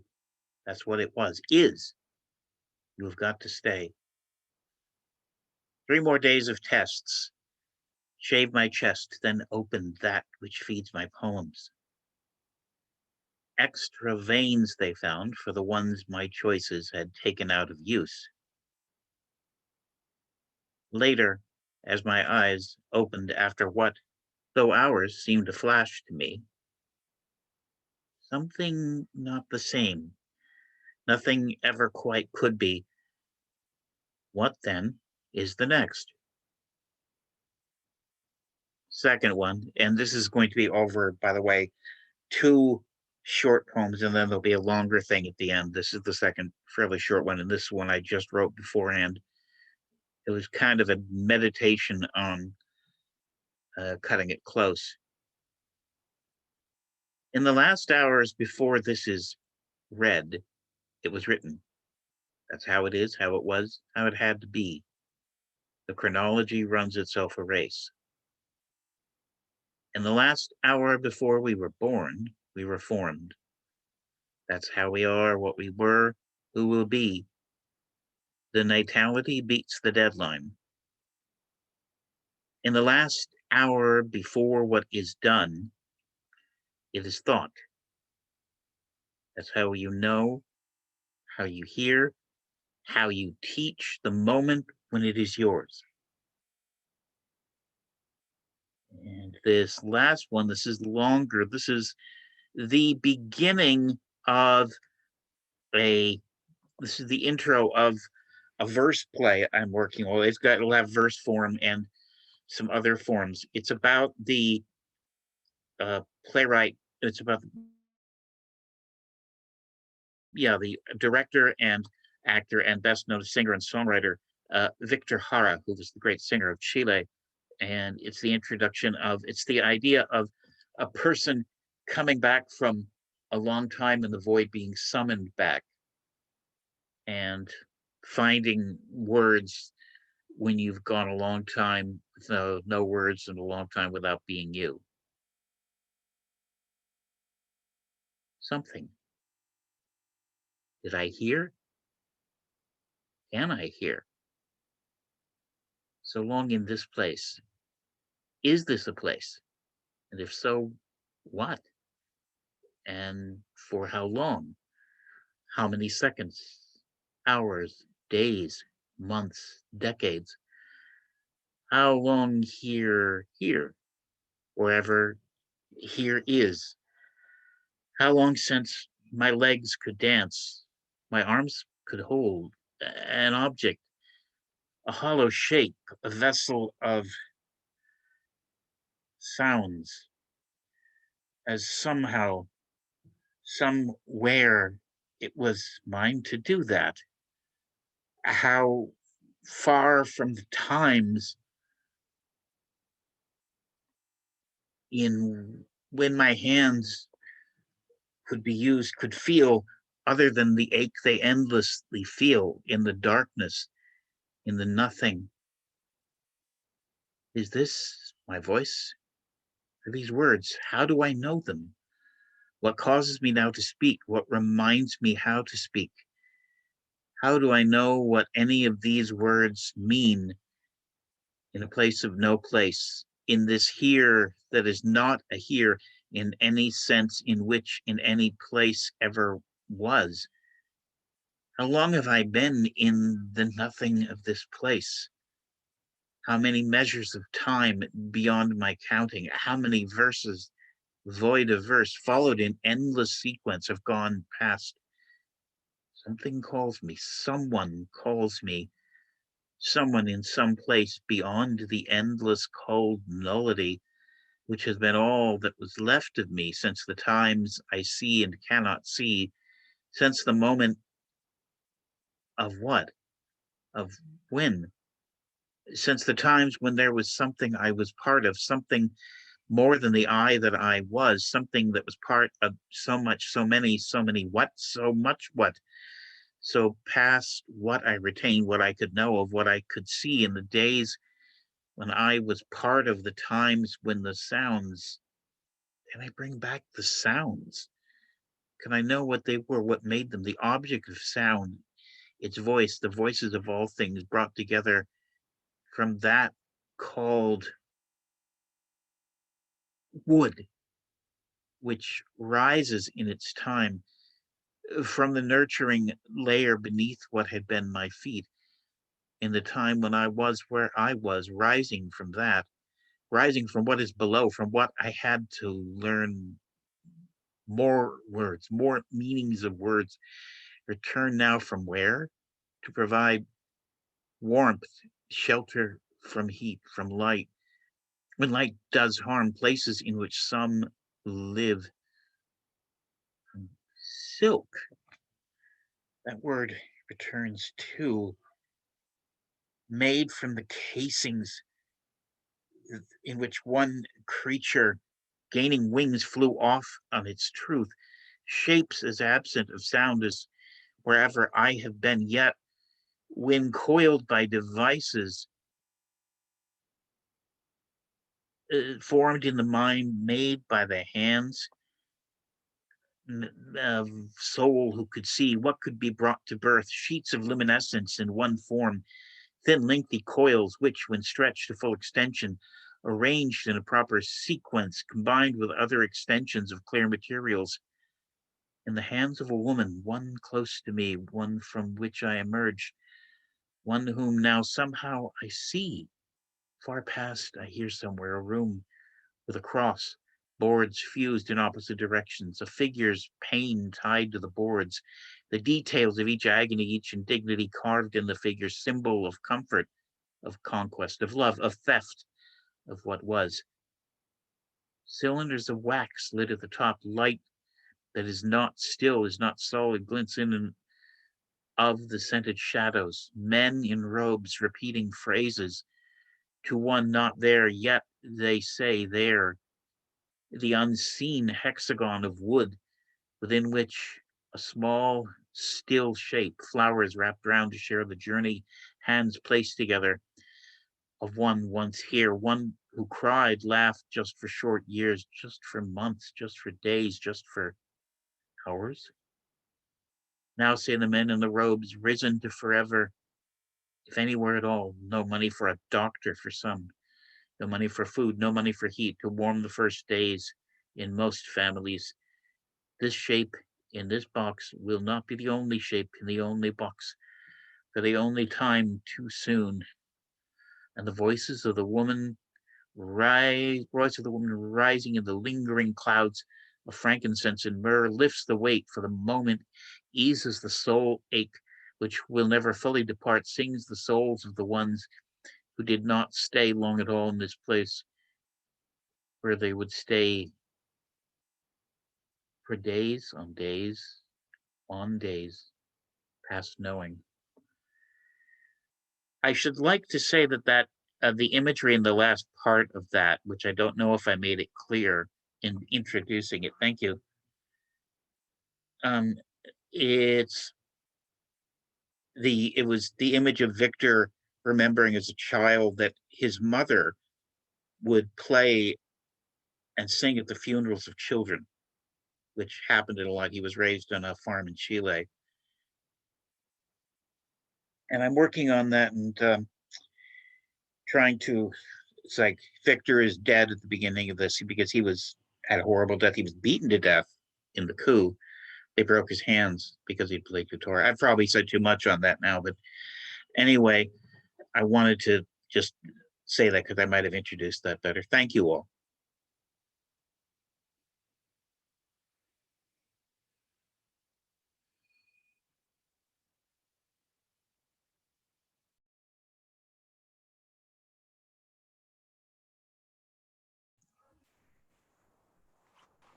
I think it's me. Okay, Bill. Oh, okay, it is me. It is All you. right. All right. Okay. You hear me fine? All right. Okay. All right. We'll have some experiments and some protests and a little bit of this and a little bit of that. So the first one is a confluence of the greatest romantic poet of China, Li Po, and one of the most famous poems of a modernist, T.S. Eliot. So there's going to be a string of anxiety through this, and yet there are going to be some wonderful romantic nature images, which I can claim a little bit of credit for. So the love song of Li Po. A poem of wind chimes, etherized upon the singing rivers, of soft disclaimers, for there will be time to count the stars and nodding trees, to drink the fog that licks the air, and hold the wine-washed moonbeams stare on this sweet stream bank. All the mountains come and go with the seasons of Li Po.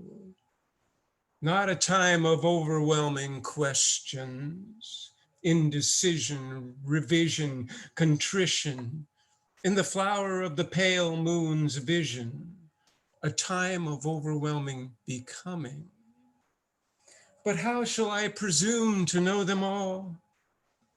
The newborn clouds scudding on winding waltz, flung over valleys from mountain prominence, above flute-tuned wildflower confusions.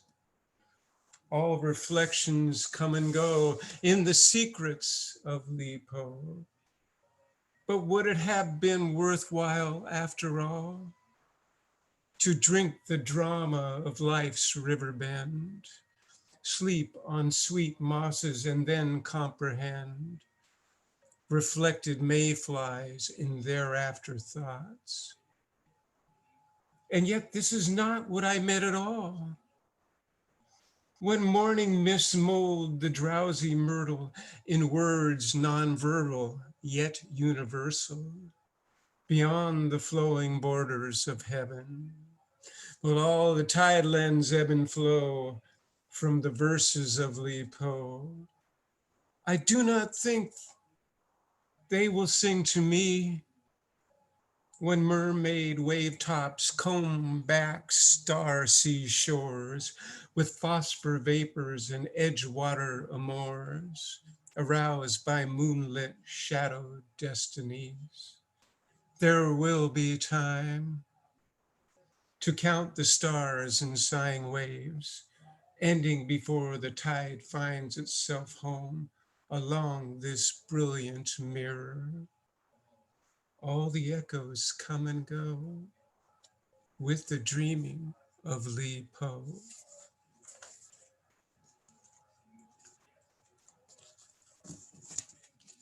Okay, now I get to do it. Does that mean I don't have time or is... Okay, all right. Okay, so now I'll throw in, because it's almost obligatory. This was recently published. This is a COVID poem, Visitation. It hid in butterfly wings, silkworm mouths, and the spinnerets of black widows, in the preening feathers of birds on screensavers, in baby carriages with ribbons and bows, in bridal gowns between the folds. Shook the rag doll bony fingered, bewitched neighbors to strangers and strangers to enmity, clung to dorms, doormen, dowagers unheard, flew on shuttlecocks like showy singing birds, on the edge of teardrops, home to harried eyes in the Black Forest and North Sea sunrise. Rode grocery carts and prescription warnings, kissed children in their kindergarten mornings, tripped kitchen corner window pane alarms, charged the drawers of roll-top desks with charms, rattled naked nations with tendrils, words, winds, and wonders, pushed in tongues and vapors, entwined on flowered fingers, perched in whitewashed windows, the sleeping adder's stinger, remembering closed lips of tulips too cold to touch. So that's it, the obligatory COVID poem. Now I'm gonna. So I wrote this one like, I don't know, 4 months ago, and then a weird thing happened at the Capitol. That would be the U.S. Capitol. And I wrote this in a series that's called Today's Lessons, and there are a series of lesson poems. This one has a little bit, it's written around a cooking recipe ostensibly, but it really is a commentary on the Holocaust, on today's lesson, on nationalism. Begin by sprinkling the sphere in heroism. To Odysseus in Homer's Ilium, to Abraham on the Jordan River, to Romulus in the ancient Forum, to Cassius behind Caesar's murder. Followed by dicing the world in dogmatism, in washing the sandals of fishermen, in holy eyes of holy Galilee, in hoary cloven feet of wizardry, the carts trundle through the scripture readings. In vectors of wind, visions of Vishnu, in Zoroaster's dream of duality, in yin and yang spirituality, the sumo wrestlers of hope and terror. And by boiling the orb in jingoism, to Schopenhauer on the defense team, to God is dead in Spinoza's pocket, to Nietzsche's child in the witness docket, the crack of sonic booms on a whip tip. Empty hooved horses marvel in the moonlight, flicking fire to the great bear at the gates of dawn, drawn by whispers to the temple, fervent prayers for God's Passover, while the sickles switched like horsetail hairs. There's a bit of a comment on nationalism. Okay. Okay, well, let's see, I'm rolling here. Which one do I want to do next? Oh, that's too fun. Oh, here it is. Okay. Then I did some experiments. I'm doing mostly experimental stuff here because I just jump around. I did some experiments after reading E. Cummings, which you can't help but experiment after you read E. Cummings. So I started to move some words around, and where you expect the noun to be, it isn't. But it ended up with some pretty, I thought, interesting images and rhythms. If this has no motion, then must is quite artful. Where knowledge has just left, then judgment is wistful. If no gives the warning for time to be tactful, when children are squall lines, repentant pretenders, if face is a card deck, which queens are contenders? Where like knows no romance, and the seems so formal, with chips on the fireplace and kings on the mantle, when thought has no widow and truth has no window, then if lived a braggart and when a good fellow, while tracing the corners where all led to science, and rattling the boxes spelled sleep to all silence. My where was forever asleep in the ashes, and home was pretentious, found just for the masses. When leaves were all newborns and stars were all foundlings, where rain lives forever and wind has no founding. If must has no motion, then these have no bounding. Keith, jump by one.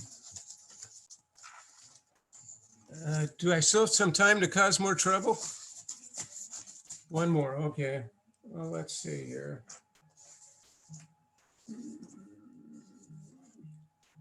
Oh, okay. All right, okay. So we got some Irish folks here. I did some experiments in what they call freezing. I apologize. But it's a very structured form. And so this is a little short one that has been picked up for a publication also.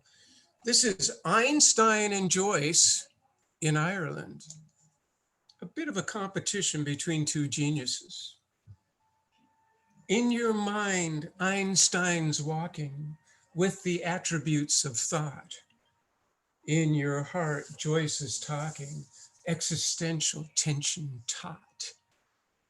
Pencil broken paperwork, sleepy Einstein's bending time. Howling of an introvert, brave Ulysses skipping rhyme. These two met where borders blend, where hearts and minds still can meet. Pub pints quenched by older men, words and numbers still compete. You can write a universe in an ordinary day. Tell me how the moons traverse, or this tab you'll surely pay. Joyce responds with scalding brands. Make our universe sublime. Do the math for holding hands in my heart and in your mind. Thank you.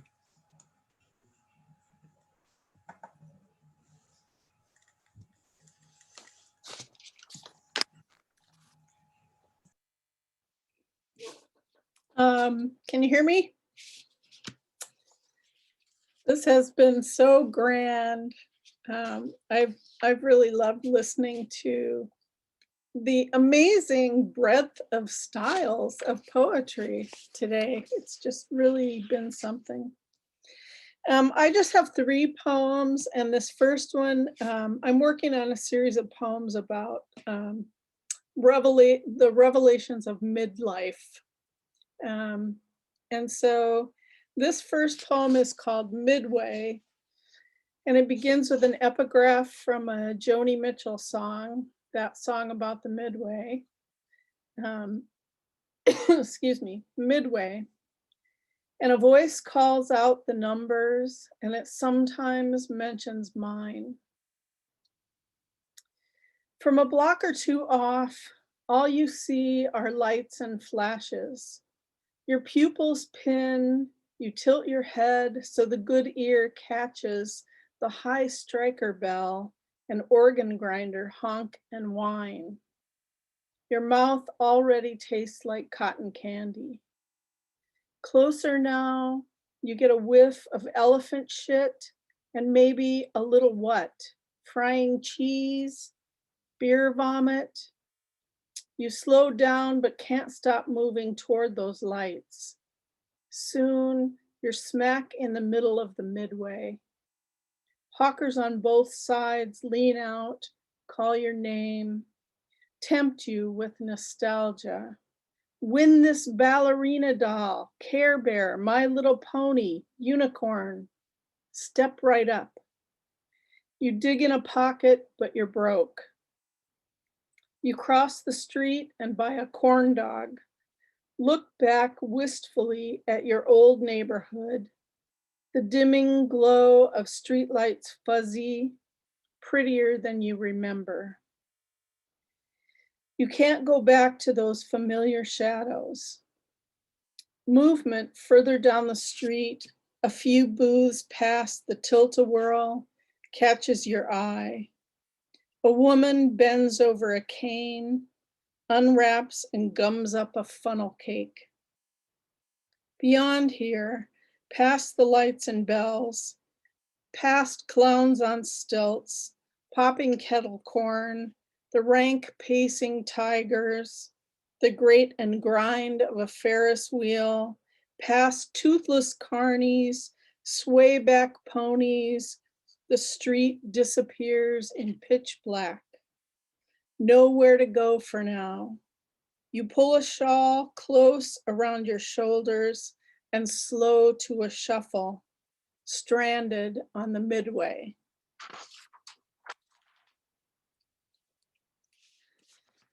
Thank you.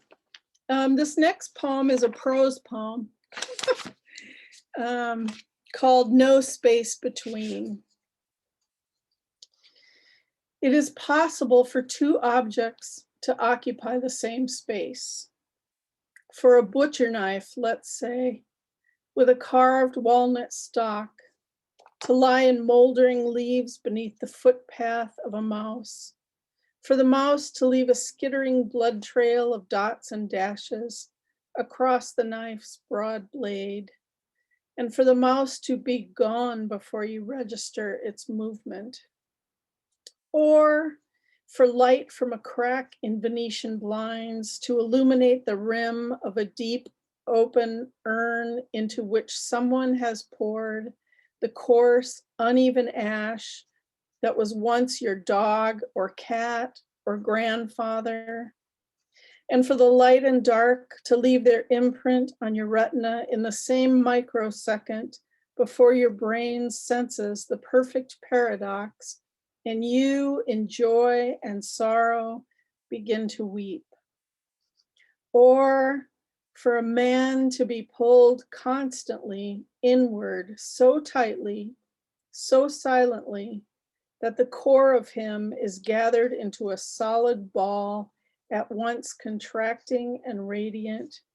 For that man to occupy the same space as a woman pulled, stretched like carnival taffy into scalloped ribbons that ripple and fold in air currents, then double back around the man, a woman softened almost to melting by his golden heat. And I just have one more poem for Breed's Day tomorrow, or St. Bridget's Day, or Imbolc. So, and this is a poem from a manuscript of poems I'm working on about the Magdalen laundries.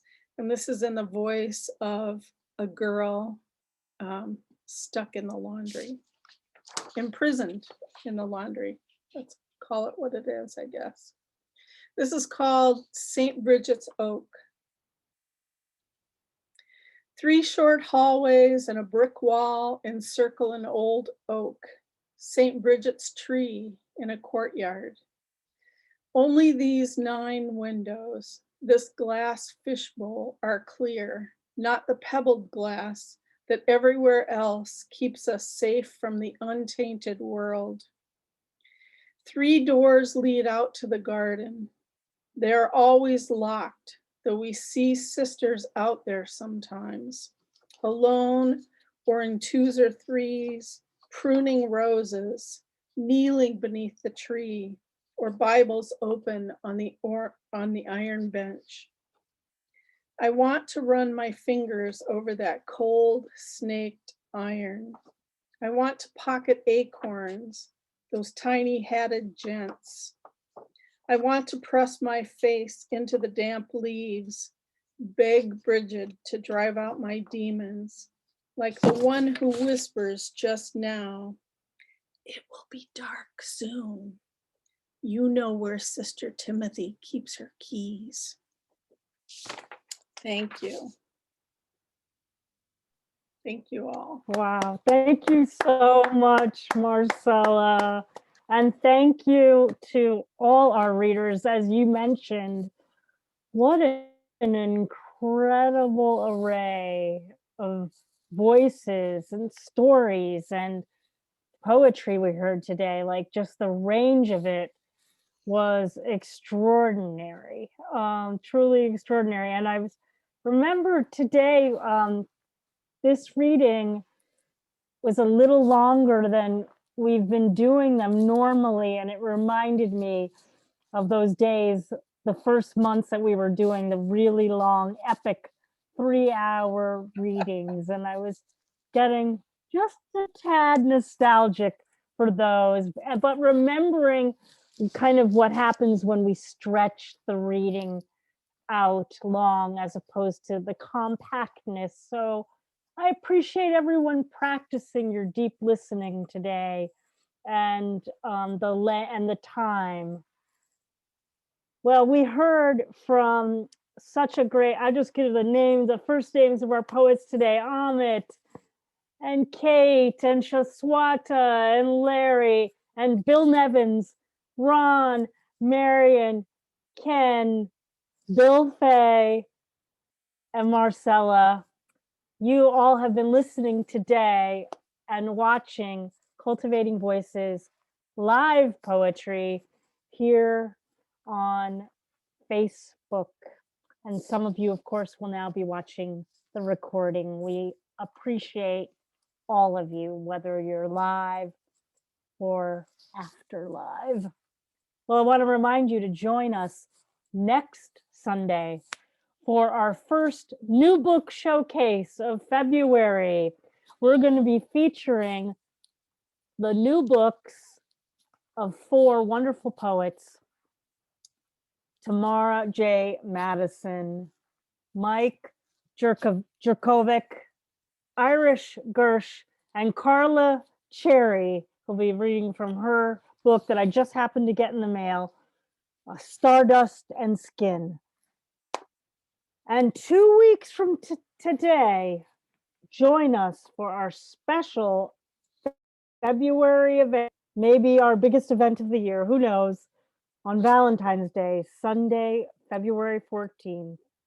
It's our Laureate Love Fest with 11 poets laureate from across the United States, with special guests from Canada, Lisa Mulrooney, and Ireland's poet in resident, Kathryn A. Cullen, and featuring the following current and former poets laureate from the United States: Claudia Castro Luna, Grace Cavalieri, Char Denord, Charles Flowers, Mary Awishi, Kim Stafford, Carmen Tafola, Laura Tohe, and Azura Tajabi, as well as video performances by current U.S. Poet Laureate Joy Harjo and U.S. Poet Laureate Emeritus Ted Kuzer. That's co-hosted with the Olympia Poetry Network and St. Martin's University. Check out our event page for this free event and for the link to register. Our next live open poetry mic will be Sunday, February 28th, and it's a special edition to celebrate Black Lives Matter and Black History Month. Our Cultivating Voices live poetry readings are always Sundays, always 12 Pacific, 3 Eastern, 8 p.m. in Ireland and the UK. So always check your time zones. Sign-ups begin for that on Thursday, February 25th. And as always, I'm still Sandy Yannone, your host of Cultivating Voices live poetry. My thanks also to Don Krieger for his unwavering technical support, and to my sister, co-founder of Cultivating Voices live poetry, Elizabeth. Everyone, be very well this week. Take very good care of your beloveds and keep writing. Namaste, my friends. Namaste.